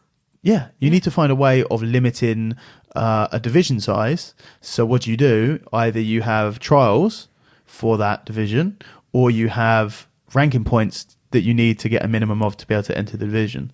So if you have trials for the trials, then it's trials. Yeah. No, that's a good idea. Yeah. I mean, Let's tell Mo. You've got to think something. We've got a plan. Yeah. They're going to have to do something. I mean, the European trials are not quite there yet. I think it's like roughly 5 fights for the biggest, it was still pretty big. They're going like 9 a.m. to 11 p.m. I was like, that's more of an organizational thing than that, though. I think, they're still over 1 day, aren't they? I think it was over 2 days. Is it over 2 days? Did I make that up? I might have made that up. Don't listen to me. All the trials that I've seen were over 1 day. So yeah, maybe splitting it into 2 days, but I think they're going to have to do something, either some sort of ranking point or some sort of trials for trials. Yeah. Because otherwise it just becomes like a test of endurance and sort of luck of the draw more than it is skill. Yeah. And it's kind of mad to have a 8 fight in the trials when you're never going to have more than 4 fights over 2 days for the actual tournament. Yeah, I think a point system would be good. I think and it would make people compete more regular as well to get those points. I think that would be pretty cool. And I mean, I don't think it's necessary now, but I think see how the next ADCC rotation goes. And they're doing ADCC next year, aren't they? Yes, Mo's doing it. Thank God. But they're doing it. So who's going to do it after him? So they're trying to correct the skipped year, 2021. Yeah. Like that's the point. That's what's happening, right? I don't know. Usually it's every 2 years. Yeah. It was 2017, 2019, 21. 21 got knocked back to 22. Okay. So now we're just going 23 next year. Are we? I think so. Fuck. I'm it would make sense to me. I think that if, in my opinion, that you just shift it and it goes to 24. But I'm pretty sure they're not doing that, right? Like the next ADCC is next year. Oh shit. Or is it not? I might be totally wrong. I don't know. I'm in a Telegram group, right? Okay. Of the competitors, or really? That group was cracking me up at ADCC. What's up? Because I thought I was an idiot, right? I thought I was so dumb. I was like, look, I'm not very educated. I'm not a very educated woman. But it made me feel a lot better. I'll tell you that now. I'm smarter than like 90% of those. I mean, you've got to think that like professional jiu-jitsu athletes are... I don't know, like, are they smart? Because there's that whole thing where you're like, dumb people can't do jiu-jitsu. I feel like that's... I am proof. I feel like it's not the case. No. Because there's this whole idea that jiu-jitsu is like human chess and you've got to be so smart. And don't get me wrong, like being smart will help you as it will in all things. But I don't feel like that's a prerequisite to high levels of jiu-jitsu. I think it can come in as like the nerdy about the jiu-jitsu. You know what I think it is? I don't think they're not smart. I don't mean, because that's a pretty harsh thing to say. I'm including myself in the not smart athlete, okay? But you know what I think it is? We're all frozen at the age of 17. Okay. We didn't grow up past that because we didn't go into like a regular job. Now I had jobs, but they were like very much like, oh, you're in university and you've got like your waitressing job or like bartending job. Do you mean like we didn't go into office jobs or like a traditional route of life? So we've all like done things like lived on mats or, you know, bunk beds or whatever, you know, whatever sort of situation, and just live like kids but never quite grew up. So in this group chat, Peter Pan. Yeah, everyone's Peter Pan. And it was so funny in this group chat. Mo would make a statement like, meet here at 8 a.m. People go, what time are we meeting? He put a video of how to get to this place. That's not just jiu-jitsu guys though. That's like, people are like that in general. Wow. And yeah, it was like wild to me. And he gave like a really in-depth video of how to get to this place. I was like, fantastic, I just follow this. And people were like, where am I don't know where I'm going. Mo, question marks, just like completely confused. And it's like, just read above you. I don't understand. How is this so difficult? I was very confused. Yeah, it must be like herding cats, right? Yeah. If I wanted to know something, guaranteed 10 people had asked it before me. I was like, oh, there we go. No worries. I mean, you've got to think that it's just something to do with these guys are just singularly focused on competing or whatever, and just not willing to scroll up to see what the last person said. No, they don't. They can't move their thumb like that. That's too much work. The arthritis is too brutal for all the gi training. God, there was something else I was going to ask you. I can't remember what it was. Probably wasn't based off of that. Based off the ADCC group chat? No, prior to that. Oh, what were we even talking about? Oh, I can't remember. Was that roasting the jiu-jitsu community? I can't remember anything past all the jiu-jitsu people are dumb, which is the main quote and the main takeaway that I've taken from this. But I hate this sort of, to be honest, I hate this sort of narrative that you have to be like an intellectual, because the amount of people I've met in jiu-jitsu, especially being in America. Yeah. Nah. No slight to Americans, but your education system is not viewed favorably by the rest of the world. I was like, you do not need to be smart to be good at this. No, they're all just like dumb jocks, like, and myself included. I'm not smart. Like, I'm not. I'm sorry. I've got skills in certain areas of life, but I'm not an intelligent person. You wouldn't meet me and be like, feel so smart. You'd be like, interesting. Yeah, but I guess smart is or intelligence is a really broad concept, right? Yeah. There's a lot of different types of intelligence, and some may be academically intelligent and some may be mathematically intelligent, and other people may be able to... You've got to think that there's like some... I don't know, maybe there is. I mean, asking you, someone who is highly accomplished in grappling, is it necessary to actually have a deep understanding of what you're doing? Because I think a lot of people... One of the really interesting things... There's a great book called The Last Wrestlers. Okay. I can't remember the guy's name. I'm so sorry. Some chap. He's a British guy and unfortunately passed away a few years ago. But it's a fantastic book, and I recommend anyone read it. And he goes to Mongolia to sort of explore the Mongolian wrestling style out there, which is like a really legendary style of wrestling. They're all just beasts. And they said basically they didn't train, like they didn't learn or teach techniques. They just wrestled, and they wrestled since they were kids. And a lot of it is from like wrestling livestock and sheep and cows and stuff like that, and horses. And that you would just train since you're able to walk, and you would just develop fantastic technique. There wasn't a lot of like structured classes and stuff like that. And it made me think, like, how much of jiu-jitsu could just be done instead of thought about? I think most of the top athletes they're just like, they've trained since they were 5. Yeah. They, just have trained their whole life and they're amazing. But then I think now, because jiu-jitsu is such a technical sport, it's getting to a point now where people are overtaking people who've trained their entire life, and they've trained a significantly less amount of time. And they're catching up and they're overtaking. As much as it pains me to bring him up, Gordon Ryan's a really good example of it. Yeah. Of being able to overtake people, training a short amount of time. Now, I don't think he trains a short amount of time as he keeps telling people, but he still has caught up and overtaken skill-wise. Yeah, he'll still be telling people that he's been training for like 4 years. Guys, I've only trained for 2 years. They're really like, okay, well, I saw you 10 years ago.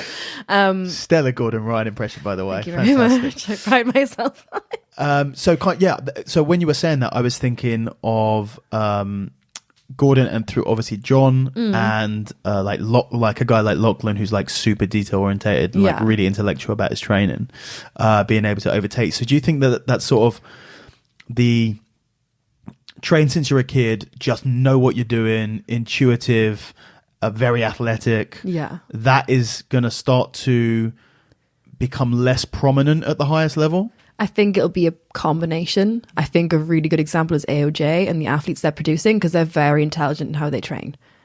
Have you trained out there?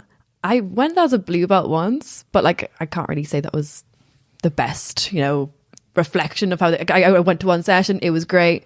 Everyone was nice. Kind of like that was it as a blue belt, Yeah. But yeah, like they seemed like just like seeing how they train and like the posts they make and stuff. Like, and Tynan is a freak. Like his technique is beautiful, and he's trained since he was a little kid, so he has that athleticism. So it's like a combination of the two things coming together. Like really great training, intelligent training, combined with you've trained since you're a little baby. Do you know what I mean? And I'm not to say that people aren't training. Like I think a lot of people train hard, but they don't train very intelligently. Like they're not excited to learn about new techniques, or like they don't want to develop that side of things. And I think eventually when someone's playing the same game as they did 5 years ago, you start to overtake because your game's developed, or you can it's very easy to know what they're going to do, and it's very easy to plan around it. And I feel like everyone's at the top level, everyone's athletic, or they should be, to a certain extent they should be quite athletic, everyone's strong. So it's kind of like, well, now the technique, it needs to be better. It needs to develop more. And I think a lot of people aren't excited to, not a lot of people, that's a bit harsh, but like a few people just aren't changing their game at all. And they stay sort of stuck in the mud. Yeah. And that can give you a lot of confidence when you see them playing the same game they did 3 years ago or 5 years ago or whatever.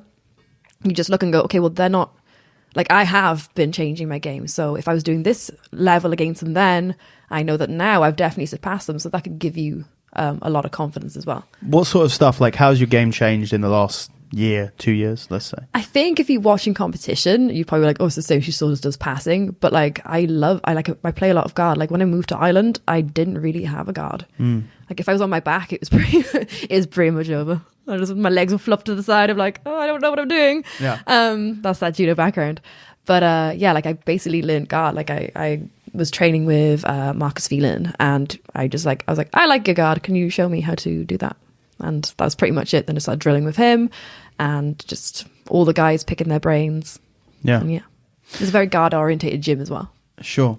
And you did mention, since you brought him up, we'll talk about him, Gordon Ryan, just because obviously it's so recently after ADCC, he put on like such a masterful performance, and a lot of people just messaged me like, what is going on? Like, what is going on? Like how is he so far above everyone else at the moment? I don't know. I just like... It's a 9, isn't it? I don't really know either. And because you go like... Oh, fair play to him. He is sick. I mean, you have to say... Firstly, you have to say fair play. Like, fair play. Is like on a whole other level. Yeah. He seems more above the competition now than he ever has. And he's been above the competition for a few years now. Yeah. Like, really untouchable.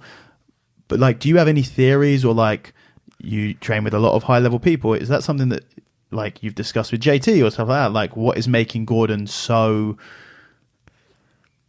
skilled and so dominant? I'd say he's just really into like technical development, probably that as well. I think maybe a few of the people he fights maybe aren't as excited to learn. I don't sort of the stuff that you've just been talking about. I think so. It must be, like I think they do put a lot of effort into getting better technically.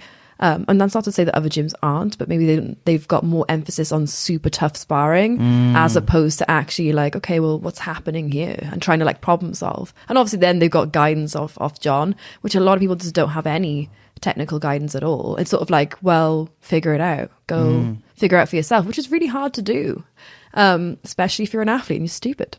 I'm sorry, I'm joking. Yeah. I'm joking about that. No, she really thinks you're stupid, guys. I really think you're really stupid. Yeah. If you're listening to this, if you're in ADCC and you're listening to this and you're wondering whether you're the stupid one, you are. Was it you? Yes, it was. You're exactly who I was talking about. Do you think that issue of sort of athletes a little bit relying on athleticism or not being as developed technically, do you think that that's more of an issue at the higher weights?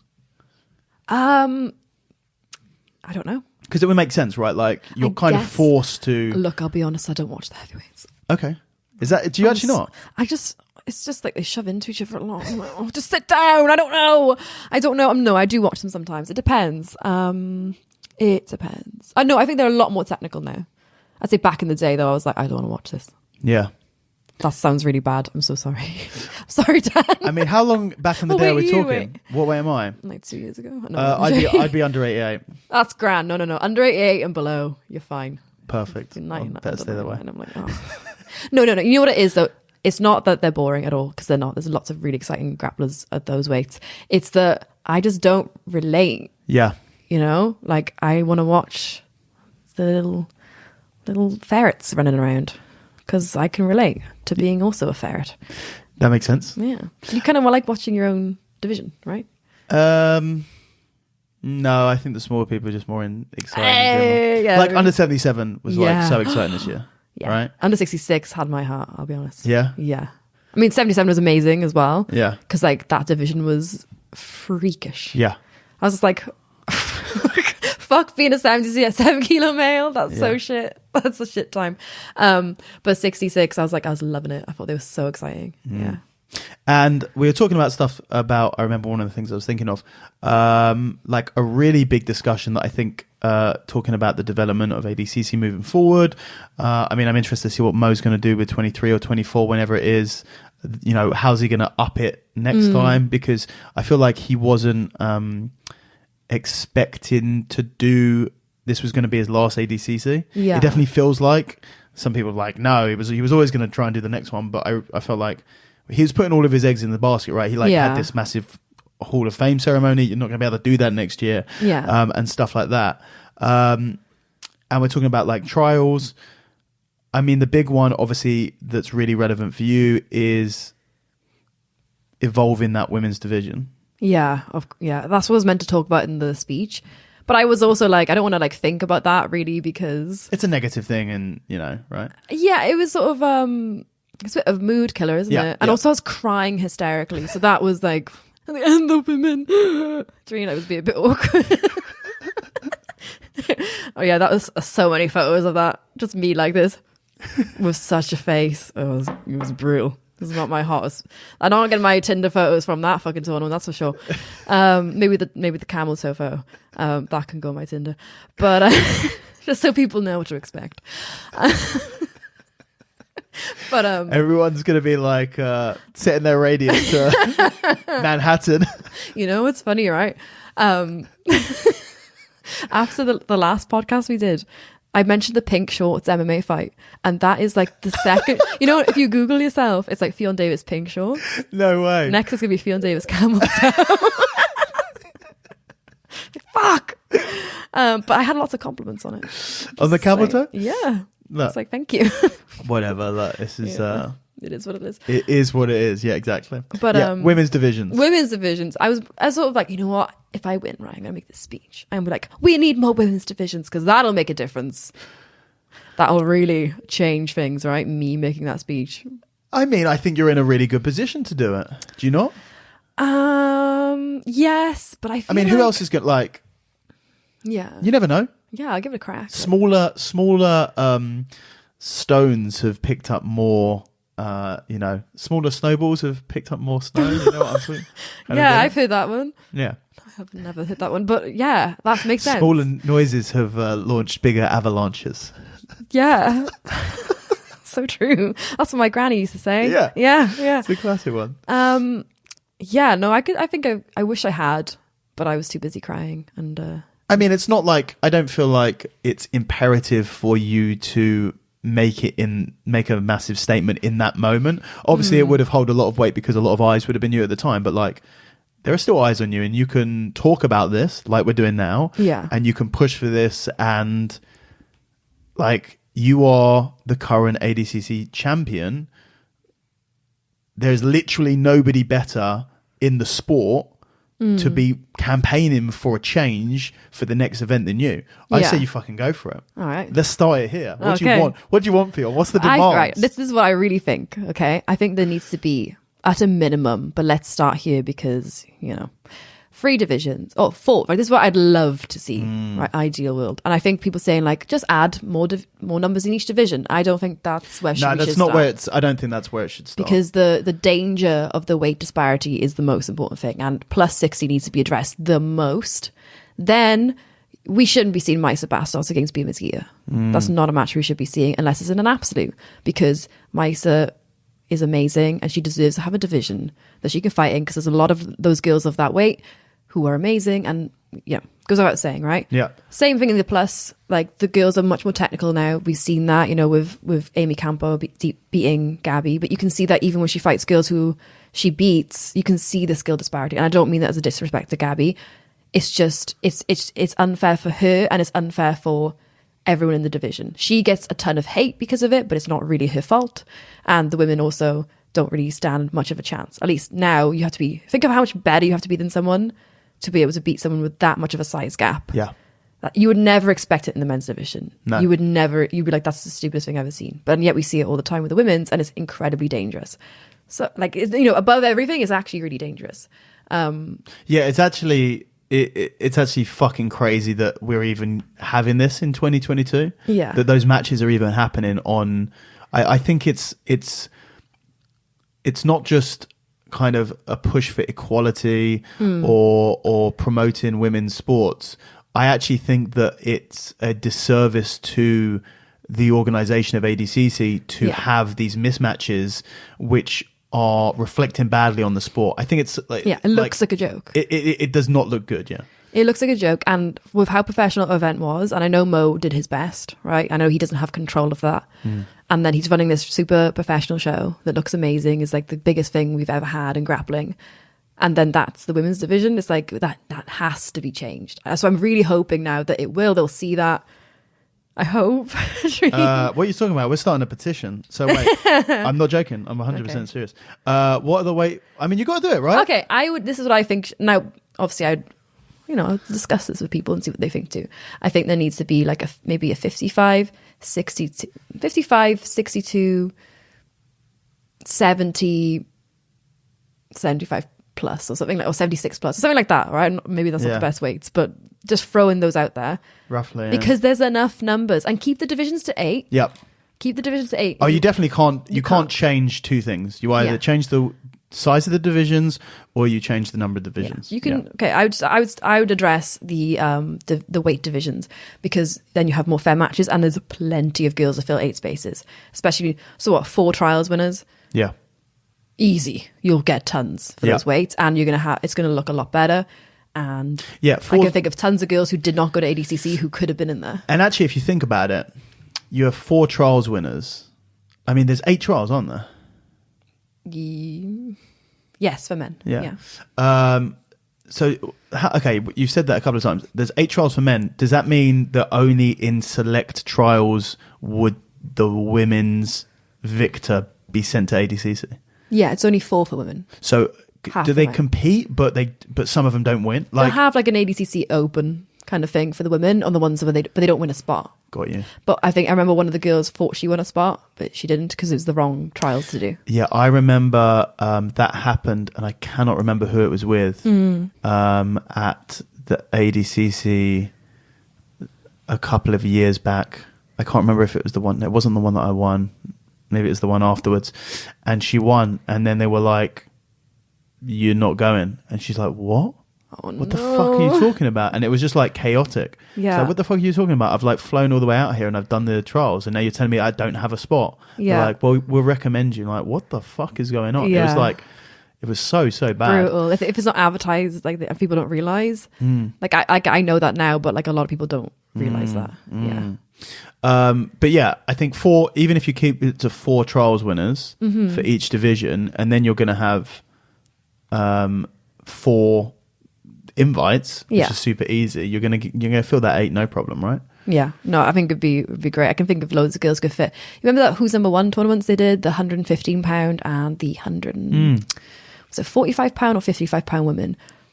unreal, so exciting. They were like, it was so good. Like you could fill those spots easy, especially under 55.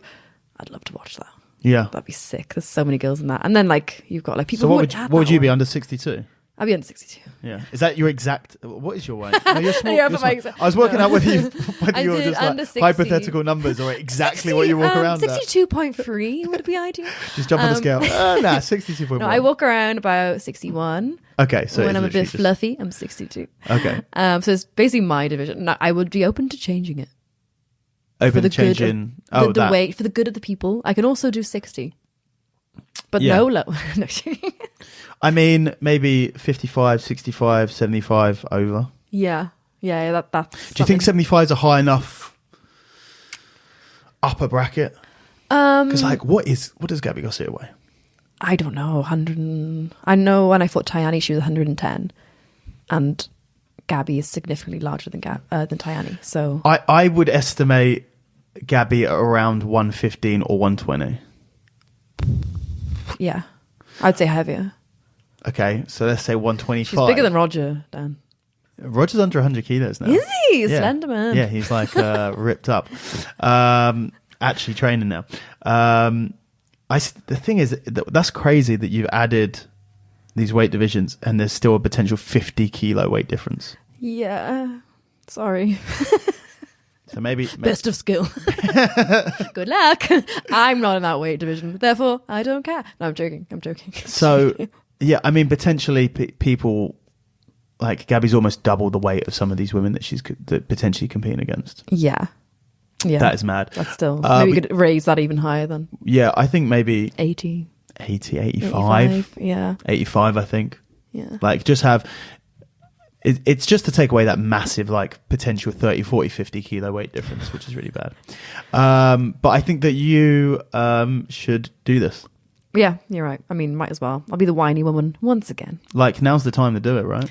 Yeah. And it's not like it's something... I couldn't imagine a single person who's a fan of grappling who would go, I don't think that's a good idea. Which is why I'm so confused as to why it hasn't happened already. I don't know either. I really don't get it. Every time I'm like, what's happening? Like, it's been like a topic for years now. Yeah. Anyway, we'll stop talking about that. Sorry. No, I brought it up, so it's totally me. What do I have on here?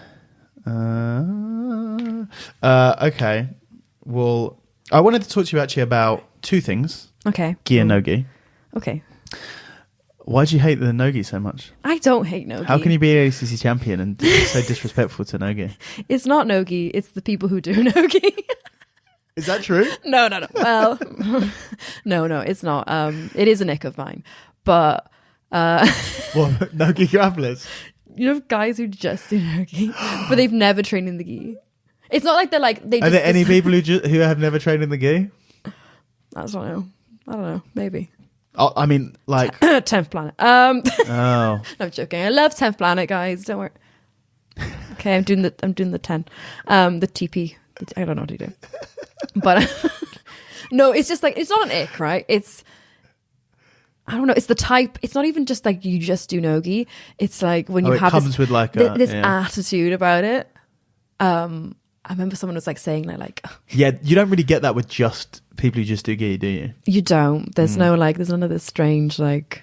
It wouldn't work in gi though. Do you mean like it's like there's none of this weirdness. I feel like gi grapplers were like, oh yeah, I'll pop into a no-gi session, but like no-gi guys are like, I'm not putting on the pajamas. I mean, that's literally how I feel. I'm so sorry. I hate it so much. I mean, like I legitimately hate gi. I mean, why? I'll get back to it. It makes no sense to me. It's like you make no sense to me. You're very brave saying this to you after you've so explicitly expressed negative opinions towards this. I'm just really sorry. Like, not you, Dan. No. But I'm not taking else. it personally. Oh, You're good. completely is within your right to hate me. I don't hate you. For my opinions. I'm confused. But it's fine. I will stand by them. I just don't get it. I just don't like how it feels. I don't like how it looks. I don't like your busted up dorky. fingers. Yeah. And no-gi's just like. It's just, I'm just like, image of grappling for me is just like Greek naked men wrestling against each other. Okay, this is where we start. With Ancient Greek, not like modern Greek men. Greek men just getting naked. Is that your type? Yeah, that is my type. Yeah. Same.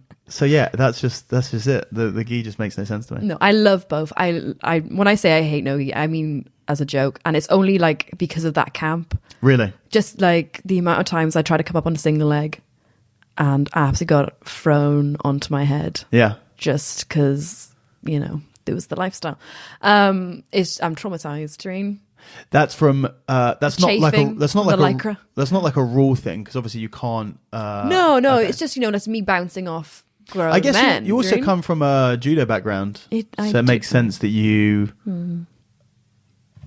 you were molded by the gi. I was molded by it. Yes, it was good. No, I genuinely, like when I first started, I started no-gi, and I preferred no-gi for a long time, and I'm definitely better no-gi because it suits my style more. And I want to have a game that I would never want to be too grip reliant when I do gi jiu-jitsu, because I want to have a game that can easily go to no-gi. And I hate certain things in the gi that slow it down, and you tie someone up and you're being negative and you're not trying to fight forward. I do think that happens more in the gi, because you can. It's like when I first completely fell out of love with the gi, it was when like all that lapel guard stuff was becoming really popular. And they just tie up and stare at you, and and just like, I want to stab you. Yeah. I hate that shit. But I think people who are going to fight forward will fight forward regardless of the rules. Yeah. And there's a lot of like scissoring in no-gi, where the guys will just kind of like do a bit of this and like just try and like lock each other and stare at each other, and it's like, one of you, would you get up? And I think that's a lot of times the rule set, there's no like points rewarded in certain like, you know, submission only things like that. I think that kind of stuff bothers me.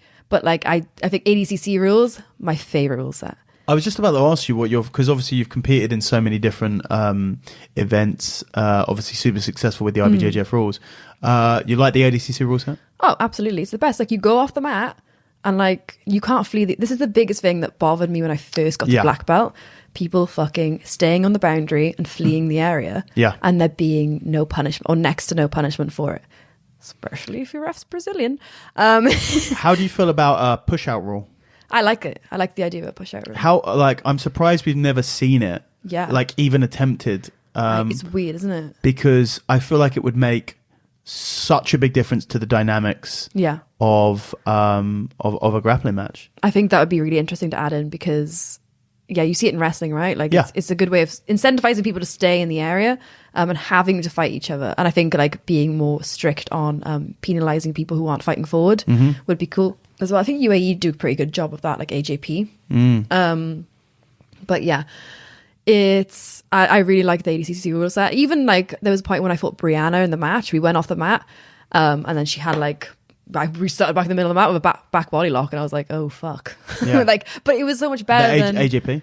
That was in ADCC. Okay. And just stuff like that. Like it was. Oh, so they're restarting in the same position. You go off, they get a body, they put you back on the mat, and they reset you in the same position. Yeah, so I mean, like, some of the craziest shit is like halfway,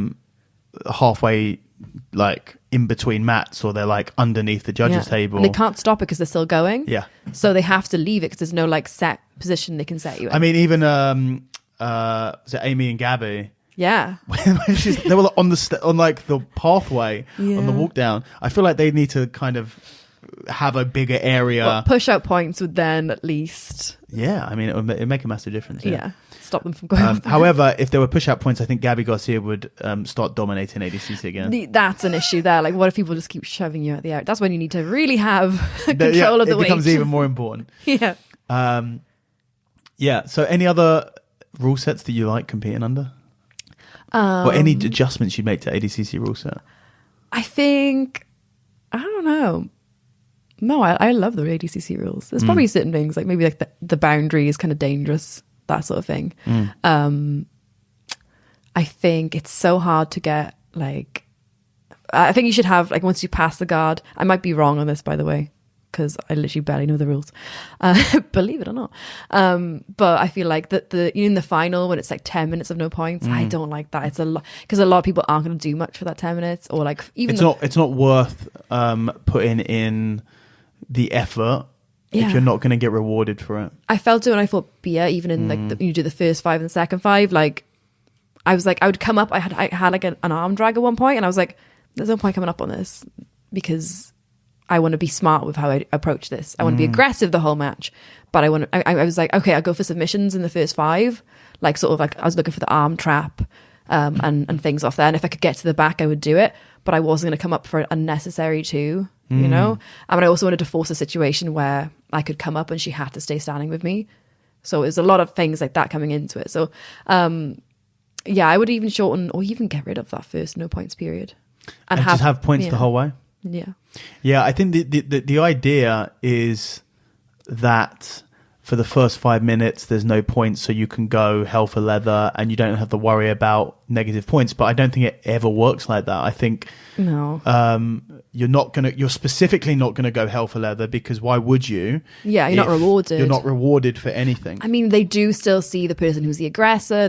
It'll be in their favor if it's equal at the end, right? But if it's not, like if there's points, then it's like, what's the point? And most people who are experienced competitors are gonna be conservative in that first 5. And I'm not saying that's right, but I will be. I'll be honest. Like, I love trying to be exciting, but I'm not going to be exciting at the expense of me losing. Not a tournament like that, you know. So, yeah. And okay. Oh, my other question, because we were talking about it just before we started, but your strength training. Yeah. And like, because you said, 1, you haven't done it for a long time because of the camps, but 2, it's also quite a big part of your training. I don't think we spoke about that in the first podcast. No. I wonder, what was I even doing at that time? What did we even speak about? I don't know. Shite. Pink Valley Tudo shorts? Yeah, just MMA, I guess. Yeah. I don't know. Christ, I would watch that back, but I hate myself, so I don't want to watch myself. Oh, I heard someone, I know exactly how you feel. I commentated on the weekend and someone was watching the fight on the way back on the bus, and I was like, turn that off. I don't want to hear myself talk. It's the worst thing in the world. So I hate when people do that. They put like a video and I'm like, would you turn that off? Yeah. So I never listen to any of these podcasts back. No. Ever. It's quite scary. Some people are like, oh my God, I loved you on Dan's podcast. I was like, what did I say? Yeah. I was like, ah! I mean, that's it. I literally rely 100% on people's feedback, because I do not listen back to any of these. I genuinely couldn't imagine anything worse. It just doing the intro and outro, recording that is just horrific enough. Painful. Yeah. So lifting weights. Oh yeah. So I basically, I found it really hard to do the amount of training I was doing and lift consistently. So I just hadn't done it since probably since Pan Am's. not probably. I think I went to one gym session and I was like, oh, that hurts. And then I just, when I did more training, it just wasn't happening. And is that common for like the other people in camp with you? Like, no, they were all doing weights. They were all doing weights on top of their other training? Yeah. And do they do what's the crack? Like, I wouldn't even know. I don't know what these guys do. So JT was doing he had a good S&C program with John, the wrestling coach. He would do that for him as well. I think it was more like higher reps kind of stuff and a lot of cardio. There's a big emphasis in that whole camp about keeping the cardio high. And we did a lot of conditioning in the training sessions or after the training sessions. So we did a lot of conditioning, very wrestling orientated type conditioning. Yeah, because you do I watch videos, literally drills, jumping over belts fucking or rope. Oh, that's traumatizing. Like that. Yeah, it was traumatizing. It was really hard, but I've never been so fit in my life. Really? I was I've never felt that fit. I consider myself a generally fit person all the time because I'm an athlete, but I was I'm a freak at the moment, and that was what gave me such a huge amount of confidence into it, because I was I know the skill is there. Now I'm not going to be remotely afraid of being tired. My arms didn't burn. You get that burnout. I didn't get it at all. I know that's mostly nerves that give you that feeling, but I never felt tired. I was never at any point in the matches did I feel tired at all. Yeah. Even in the finals, 20 minutes, I was I'm not tired at all. I'm concerned about the match. Do you mean? I'm worried about winning, but I'm not worried about getting tired. And I know I can go really hard and not get exhausted. I'm prepared to stand up for 20 minutes. Because we did 20-minute rounds in the last few weeks as well. 20-minute rounds. Yeah, we did do 2 10s and then a 20-minute round. Yeah. And I would do that with these big men, or bigger than me men, and I'd be able to do that. So I was well, there's no way that I'm going to get more tired than I am doing this, and I'm contesting with a lot of weight here as well. So it gives you so much confidence going into it, because there's no way that these training sessions or this camp can be easier than the harder than the, no. Like the camp. there's no way that the tournament will be harder than this. That's camp. what I'm trying to say. Yeah. I got you. I was like, what a words. Where am I? But yeah, basically, there's no way. There's no chance. And I'd be in Sam's close guard. He fucking would fuck me up from close guard. And then I was getting out of close guard, and I was like, there's no way being Mesquita's guard can be as good as Sam's. I know it because I fought her before. Yeah. And I'm rolling with Sam, and it gives you confidence. Do you know, like I just knew that the people I was training with and how difficult it was, it couldn't be. There was no way. And that's not discrediting the girls. It's just, I just knew it couldn't be. And I convinced myself, deluded myself that there was no way that they were training that hard either. Do you mean? So you kind of tell yourself that, whether it's true or not doesn't matter if you believe it. Yeah, 100%. So, and I was also my other narrative, which is really funny. Look into the mindset was, they're all married or in a relationship. Yep. And I am single. Therefore, I need this more. Okay. You have a husband. Okay. You're happy. I'm alone. I'm so lonely. So I'm going to win. God, your DMs are going to... You're not doing yourself any favors for the DMs.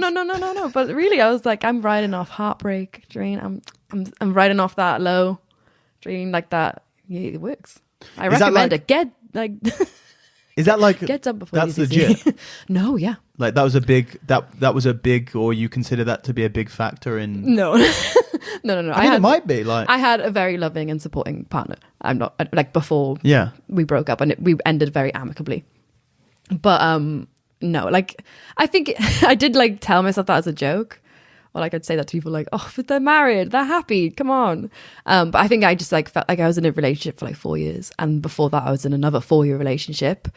So like I hadn't been a single person for very long. And I think like, you know, then I moved to a new city immediately after, pretty much after a breakup. And I'm away from all my closest friends. So you just feel very lonely and isolated. So it did kind of feel like I have to win these things because I've left like all my friends. You sacrificed a lot for it. Yeah, I gave up all these things to come out here and do, you know, give my best showing. So I better fucking win. I don't recommend blow up your life just to win a tournament. Yeah, I'm trying to think of like the stuff that you're talking about like how you're framing everything to kind of give yourself that confidence and that drive. I'm trying to think like how obviously that's a very specific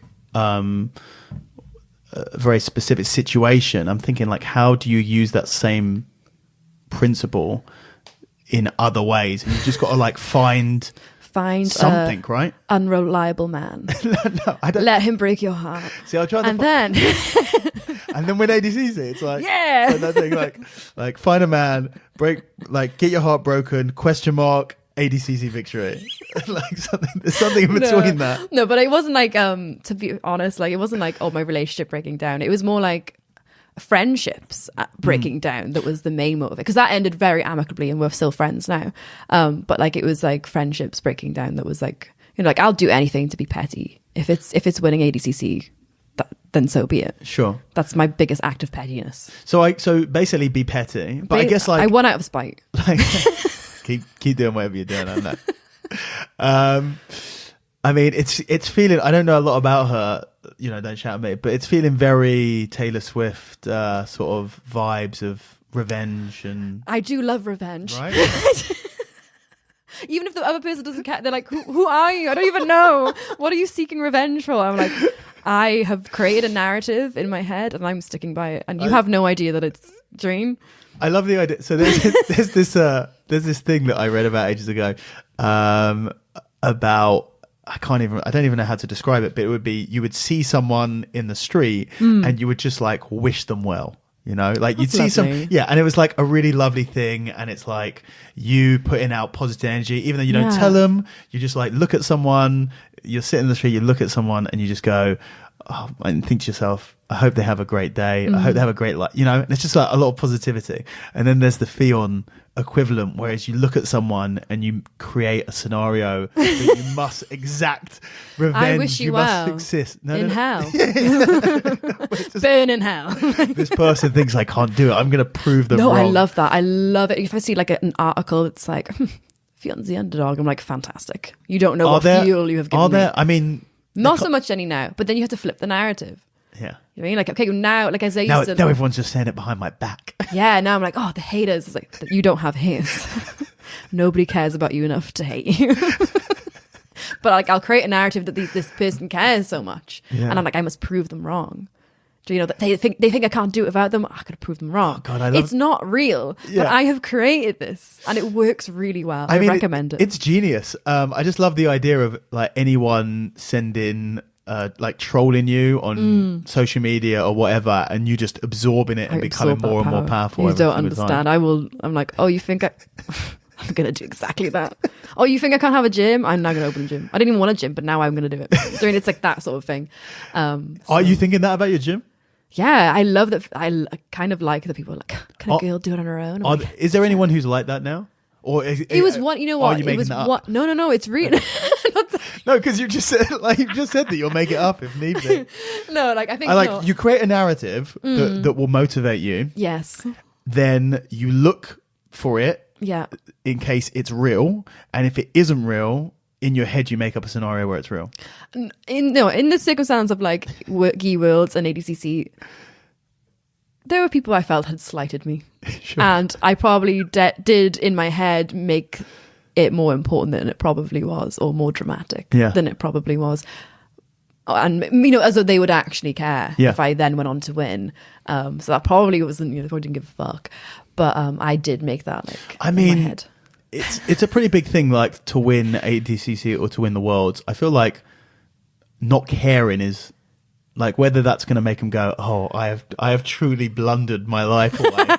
Or whether they're just going to go, fuck, fair play. Oh, they probably went, oh, fair play, nice. Yeah. And then just moved on. But I was like, no, they were crying. They cried themselves to sleep. They were like, why did I wrong this woman? Of course, really. I think I'm that important. When you you get your hand raised at ADCC and you just close your eyes, and in your head is like these people that you're trying to prove wrong, just like punching the ground. They're punching the wall. They're like screaming, no. Yeah, I love it. Yeah, I think I'm that important. It's quite. It's the delusion is real. Yeah. I think there's some really, really powerful advice there. God, what else were we talking about? That was like something to do with weightlifting. Oh, we didn't even talk about weightlifting. I feel like it's already. What, like? Oh, I'm doing it now. Are you doing it now? Charles. There you go. Hey. Okay. I feel like that was a way better topic. Yeah. Okay, so last time we did a podcast, we had little Emma Persig, a mutual friend of ours, in the corner. I texted her yesterday asking for any topics or questions or anything like that. Really expecting to get some really deep, insightful topics to talk about. She gave me nothing like that. She just said, ask her about marine animals. Yes. I was just talking about on my stories about I really like dolphins. You like dolphins? I like sharks too, but I really like dolphins. And I told a little story. It's a true story. One night I was with my friend Shiv, and we were in London actually. She came over and we were hanging out. And we spent the night just laughing at this story. Basically, it's a woman in the 60s. And it was like some sort of tests. Like she was like a marine biologist, maybe. Yep, that's a thing. Yep. That's a thing. Yep. She was probably that. Now that might not be accurate, but they had these dolphins, and this one dolphin like really like loved him, like come up to her a lot, and then she started wanking him off. But it doesn't say if she was just wanking him off or if she was having full sex with the dolphin. But she was relieving him. Okay. Was the phrasing that was used, which we all know was like relieving him how with her self, her hand, her mouth. We don't know. I'd say mouth difficult because if you're underwater, high chance of drowning. So anyway, she was fucking a dolphin. Oh my god, this podcast took such a sharp turn. I was not expecting that. And on a high. So she was fucking a dolphin, and because I think he was like trying to rape the other dolphins, right? He was pestering the dolphin. So she was sort him out, Doreen, like. I got you. So she was sorting him out, and then I think she decided to stop. Now I might be telling the story really bad. Google this story because I'm probably saying it wrong, and it's true, and it's in the 60s. I wish I had a producer to like bring that up. Young Jamie, pull that up. Yeah. But yeah, so once she stopped, she decided to stop because she was like probably because it was like a bit fucking weird, right? Yeah, it's kind of weird. I mean, it's very weird. I mean, yeah, you find yourself in some I don't know, was there drink or drugs involved or something? I mean, did you say it was the 60s? Yeah. It was a pretty liberal time. Is it in America?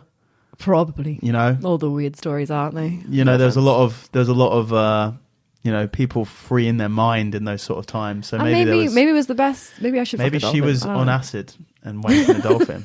I don't know. Yeah, go on. Is there more to the story? Yeah, so she stopped. She stops. Suddenly, and he was like, bitch. He was very horny and depressed. Apparently, the dolphin got really depressed and he killed himself. Wow. Dolphins can kill themselves. Dolphins are very capable and intelligent creatures. Yeah. And so you like dolphins based off of this story? I thought, wow, how lovely that you can love so deeply. So That dolphin's I don't me. know if I want to ruin dolphins for you. Oh. I'm reading a book at the moment called Bitch by Okay. a woman called Lucy Cook. It's actually a really interesting book about animals and gender and sex and stuff like that. Yeah. And funnily enough, today's section was about dolphins. Oh. And how they're horrific, nasty creatures. Are they rapists? They are rapists. Well, it makes sense that he can kill himself if he can fuck. So yeah, it's an interesting book if anyone's interested in. I mean, maybe you'd be interested. I in would that sort be, of yeah. thing. So you know, I lots like of that they're so animals- savage. Not that they're rapists. I don't like rapists. Yeah, but I of mean, course. of course. I mean, there were a lot of them in the jiu-jitsu community, but That's a whole other topic. some were at ADCC. But Jesus Christ. sorry, Dan. Some of my peers. What can you do? But yeah, I feel like that's a whole other podcast. I don't mind the dolphins. Let me say, that doesn't bother me so much. You don't. How is this? This is Emma Versi's fault. I've learned to tolerate rapists. Put it that way. Jesus. My Christ. ex-boyfriend was Oh Jesus Christ. my first boyfriend. Okay. No one recent. Okay. Very long time. Pre-jiu-jitsu. Anyway, carrying on. Jesus. I don't think I've been a speeches on a podcast before. Sorry. So dolphins, yeah. Let's go back to the dolphins. Okay, yeah. Wow, that went south really, really quickly based on the dolphin thing. I trauma dumped on you then as well. No, that's fine. It was just a lot of talk about rapists. But yeah, dolphins are nasty, is what I'm saying. Yeah. Yeah, amongst other animals, they're also. I like the rebellion and their spirit. Their rebellion and the spirit of dolphins. Yeah. Fair enough. Anyway.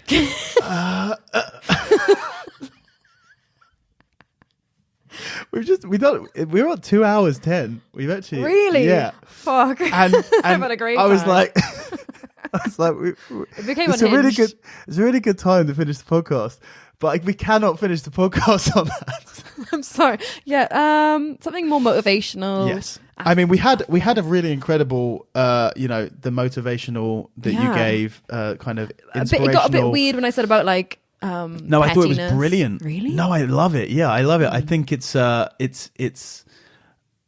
because I guess the way that I'm framing that is taking sort of anguish and sacrifice and just kind of using that as fuel to motivate yourself, which is like a really genuinely useful thing. But I think you have to flip the script. Like now I'm much more settled being on my own. Like I'm really, I put a lot more value into my friendships. And, Okay, so here's the question. Next tournament comes up, World Gi, June 2023. Where's the motivation coming from now? Are you just going to have to fabricate it all? I have to make a new storyline. No, because I had Whoever lots your of... really close friends are right now, when it gets to sort of like we got beef. when it gets to springtime, there's going to be some issues. Yeah. I'm gonna destroy these friendships. No, but like to be fair, like I had lots of success when I was in a very happy relationship. Yeah, everything was going smooth, and I fight well when I fight happy. And I went into ADCC, and I was very happy. Like my personal life was a lot more settled by then. I am happy. I'm a happy person and I fought very happy. And I think it was just so lovely to come from like COVID when I was so depressed and miserable and I hated jiu-jitsu. And I was literally like, I love we this. haven't even spoken about that. I remember you saying like, fuck it. Let's dig into that real quick because I remember you saying when we were in Sardinia, you mentioned like you had a really bad time over COVID, and something that I didn't expect for you to say, like that you hated jiu-jitsu. Oh, I hate it because every session I go into, I'd be crying. I just couldn't do it without being like, there's no future in this anymore. Like all my dreams are gone. So this is based on like, you've committed yourself 100% to jiu-jitsu. I mean, there was a time during COVID, especially early on, where I'm sure everyone who made their money or had sacrificed their life for jiu-jitsu was just like, what the fuck? Because there was a time where you weren't like allowed to go within 2 meters of anyone. Yeah. And you're like, fuck, how's jiu-jitsu ever going to be legal again? They said, we'll never shake hands again. I was like, well, I need to fucking shake more than a hat.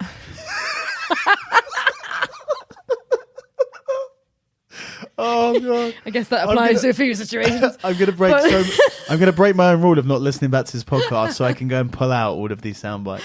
Fantastic. But you know, like jiu-jitsu's a lot more physical than that. I'm literally writing the time that need to shape more than just a hand. You do.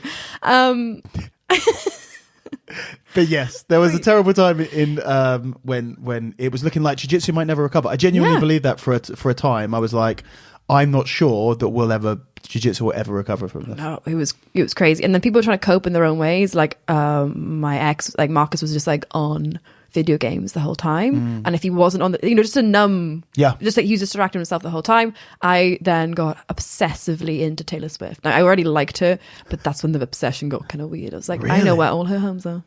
Okay, not the exact address, I mean just the city. I'm not going to look at how many homes she have. I don't know how many she has, but she has one in Rhode Island, she has one in New York, she has one in Nashville, keep going. And in London. Okay. So I moved to New York and I really like London. And I booked some seminars in Nashville. So yeah. Have you ever met Taylor Swift? No, I don't think I could. Really? I'd scare her. Do you think? Because I'd be so I'd cry. What do you think you would do? I think I would just start crying. And I'd be like, but that's got to be something she's so used to, right? But imagine how weird it is. I feel like if someone saw me start crying, I'd be like, are you okay? I feel like you're in a position where it's not insane to imagine that you might be able to meet her. Yeah. I would die. I'd pass away. I'd be like, I just love you so much. I know she'd be even better in person too. And I'd say like, your music means so much to me. She'd just be like, yeah, I've never heard that before. I'm your biggest fan. Okay, I'm sure you are. Yeah. But no, I love her, and that's where my obsession. Like I just listened to her albums all the time. To the point, Marcus knew all the words without listening. Like I'd just be playing it, and he'd be like, "Oh, I know these songs." Like not by choice. Yeah. So like, and like obviously we could train together. For a period of time, but then like a few of us would go to the gym, but it was just like there was like for the longest time there was no end in sight. Yeah, it kind of all just suddenly ended as well. Yeah, even like, oh, it's going to go on longer. We have to get like 20 more vaccines. Drina's never going to end, and then it just went poof. Yeah, I mean, it was actually quite incredible. I don't want to spend talk about COVID too long, but it was amazing. There seemed to be like a mob mass shift in mentality where suddenly the whole country didn't give a fuck. Yeah. And they weren't going to do lockdowns and they weren't going to stop doing whatever they wanted to do. And everyone just had to get on with it because nobody gives a shit anymore. And then the government was just like, oh, I guess no one gives a fuck. We can't really do anything with that. Yeah, like, you're free now. You're like, yeah, okay, thanks, Jane. Yeah. It's like really, it's hard to even think about because it feels like a different person. And I feel like I'd literally like look at photos of myself before lockdown. It sounds really dramatic. And like everyone had a rough time, and I'm sure so many people had such a worse time than me. But, I think it affected I think I'm more fragile with my mental health than some people. Some people are, and I think I am.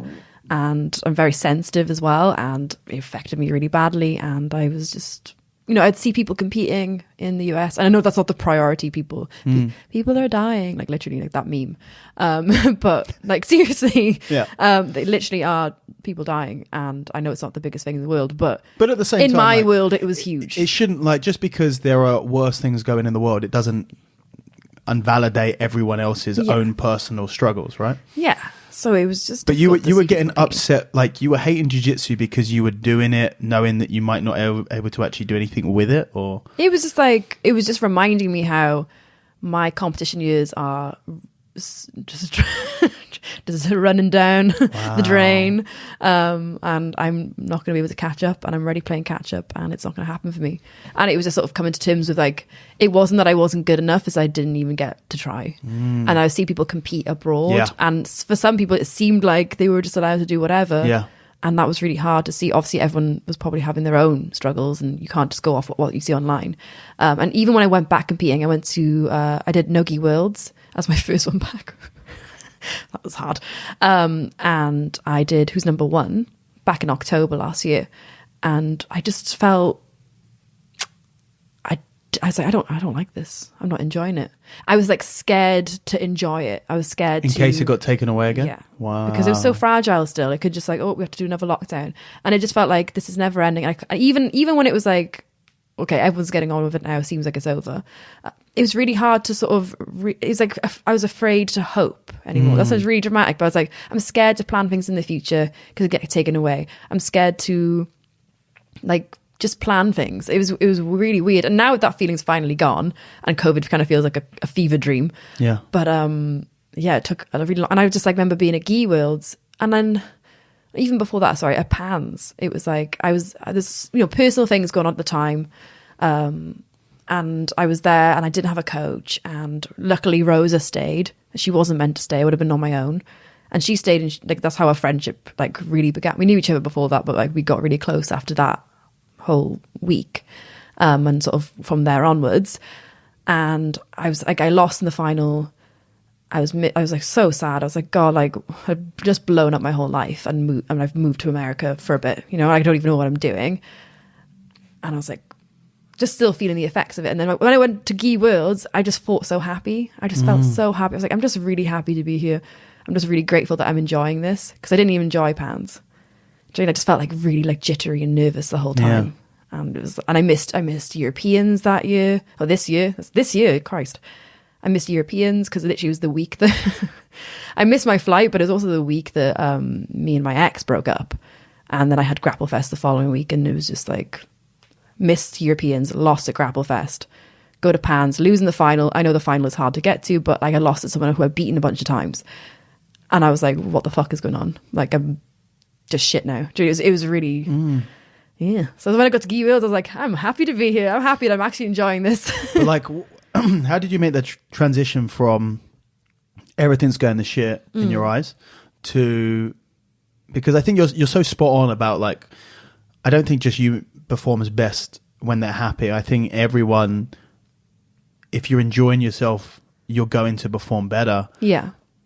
How did you get yourself to that stage? Or was it just coincidence? Was it just like where life was at the point? Or did you do anything to kind of put yourself in that mindset? Or that frame of mind, I should say, about being happy to be there? I think I was just like, it's very Essential is very wholesome. Like everyone's there just like really just wants the best for you. And like American cheese, I put in quotation bunny rabbits, I don't know what they're called again, but like Americans are like seen as cheesy, and like I'd be like, oh, I hope I win. They're like, no, when you win. I was like, all right, buddy. Americans are super positive, yeah, to a point where British people are like, it's scary. This is fucking weird. Yeah, it freaked me out. I was like, what's happening? But then I was like, I'm going to embrace it. And then JT has this thing, PMA, which I called PMS for myself. But PMA is like positive mental attitude. Yeah. And I was like, I love it. I'm just going to jump on JT's little happy train and let's go choo choo. It's great. I was happy. I feel great. I was like, everyone's so lovely. Everyone wants the best for me. This is great. And then ADCC, that was just like times by 10 because I'd gotten even closer to everyone at the gym. And I was a lot more like settled, settled with what I was doing.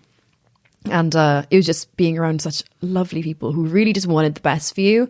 They just wanted you to shine on your own, regardless of who you represent or regardless of whatever. They just really wanted the best for me. And I really appreciated that.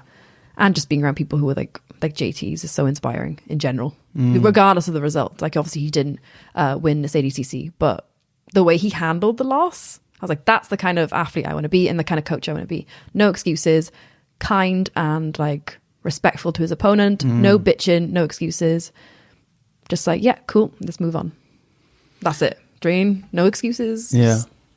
Yeah. I think it does just go to show how important it is for you to be very intentional and aware of who you're spending your time with, and like how much of an effect that they have on you and how much you have on the people that you're around as well. I think some people can do fine regardless of that, but for me, I'm very sensitive to who I'm around. If I feel like someone doesn't want the best for me or isn't rooting for me, that's something. Like if you're not rooting for me, I don't want you around. Like not in a competition sense. I can kind of look past it if we're not in that environment. But if you're my team, we're in a camp together, like we have to all be rooting for each other. There can't be any. You just have to be. I feel like that's how everyone works best together. And I felt like I always feel like a really special thing with all the like JT, Sam, Gabriel. Like I feel like, and everyone at that camp who took part and helped us by pushing us. Like I feel like I'll always just love them for that, because it was like the best. Like that whole camp was the best experience ever. Like I'll always look back and be like, that was the hardest but like best like bonding thing ever. Just everyone like shouting for each other during the conditioning and stuff. It was really fucking cool and special. No, that sounds awesome. Well, we successfully moved away from dolphins. Dolphin porn. Thank God. Yay. And that's a really great way to end it. I guess the final thing that I'll ask is like, is there any message or advice or anything that you want to put out to the listeners? Advice. Don't fuck a dolphin. That would be a bad idea. I've gone back to dolphins. That's okay.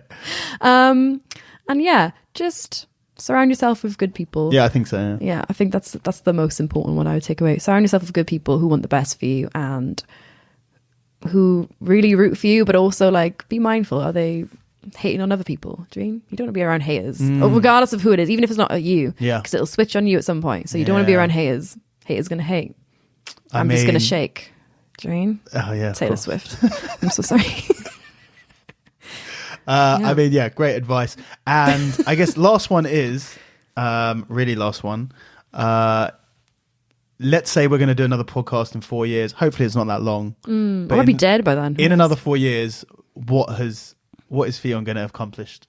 Obviously, because of this podcast. Because of this podcast now. What are you going to have accomplished when we next chat? I want a gym.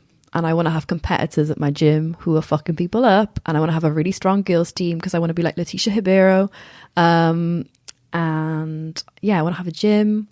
I'd be a really good coach. And I'll hopefully have, let's just say it, one Gi Absolute Worlds. That's ambitious, but like, let's go for that as well. And another ADCC title. That'd be nice. But yeah, mostly the biggest one is having a gym. Yeah. I just want that so much. And I have no doubt that you'll get it and you'll smash everything else. Specifically because you've been on this podcast twice now. Just because of this. Double the power. Yeah. Ffion, thank you so much for joining me again. Thank you. Sorry about the dolphins. Sorry. Thank you. Bye. Nice one. I'm so sorry. That is it. I hope you enjoyed that episode. If you want to follow Ffion, then you can check her out on Instagram. Her handle is It's Ffion, not Fiona, which is Ffion spelled Ffion, not Fiona, Fiona. I feel that you might need to work on that Instagram handle, but whatever. As always, if you want to follow myself, then you can check me out on Instagram or Twitter, mainly Instagram, please, which is raspberry_ape. You can also follow the podcast specifically, which is at raspberryape_podcast.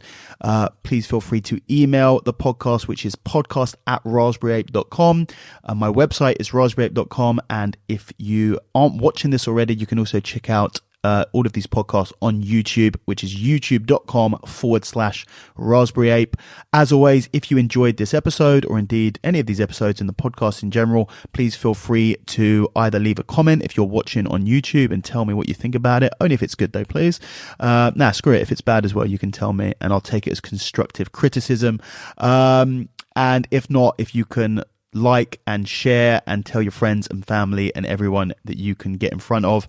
And also if you want to leave a review on iTunes or Spotify or anything like that, apparently that helps the podcast. Thank you very much for listening as always, and I will catch you next time. Take it easy.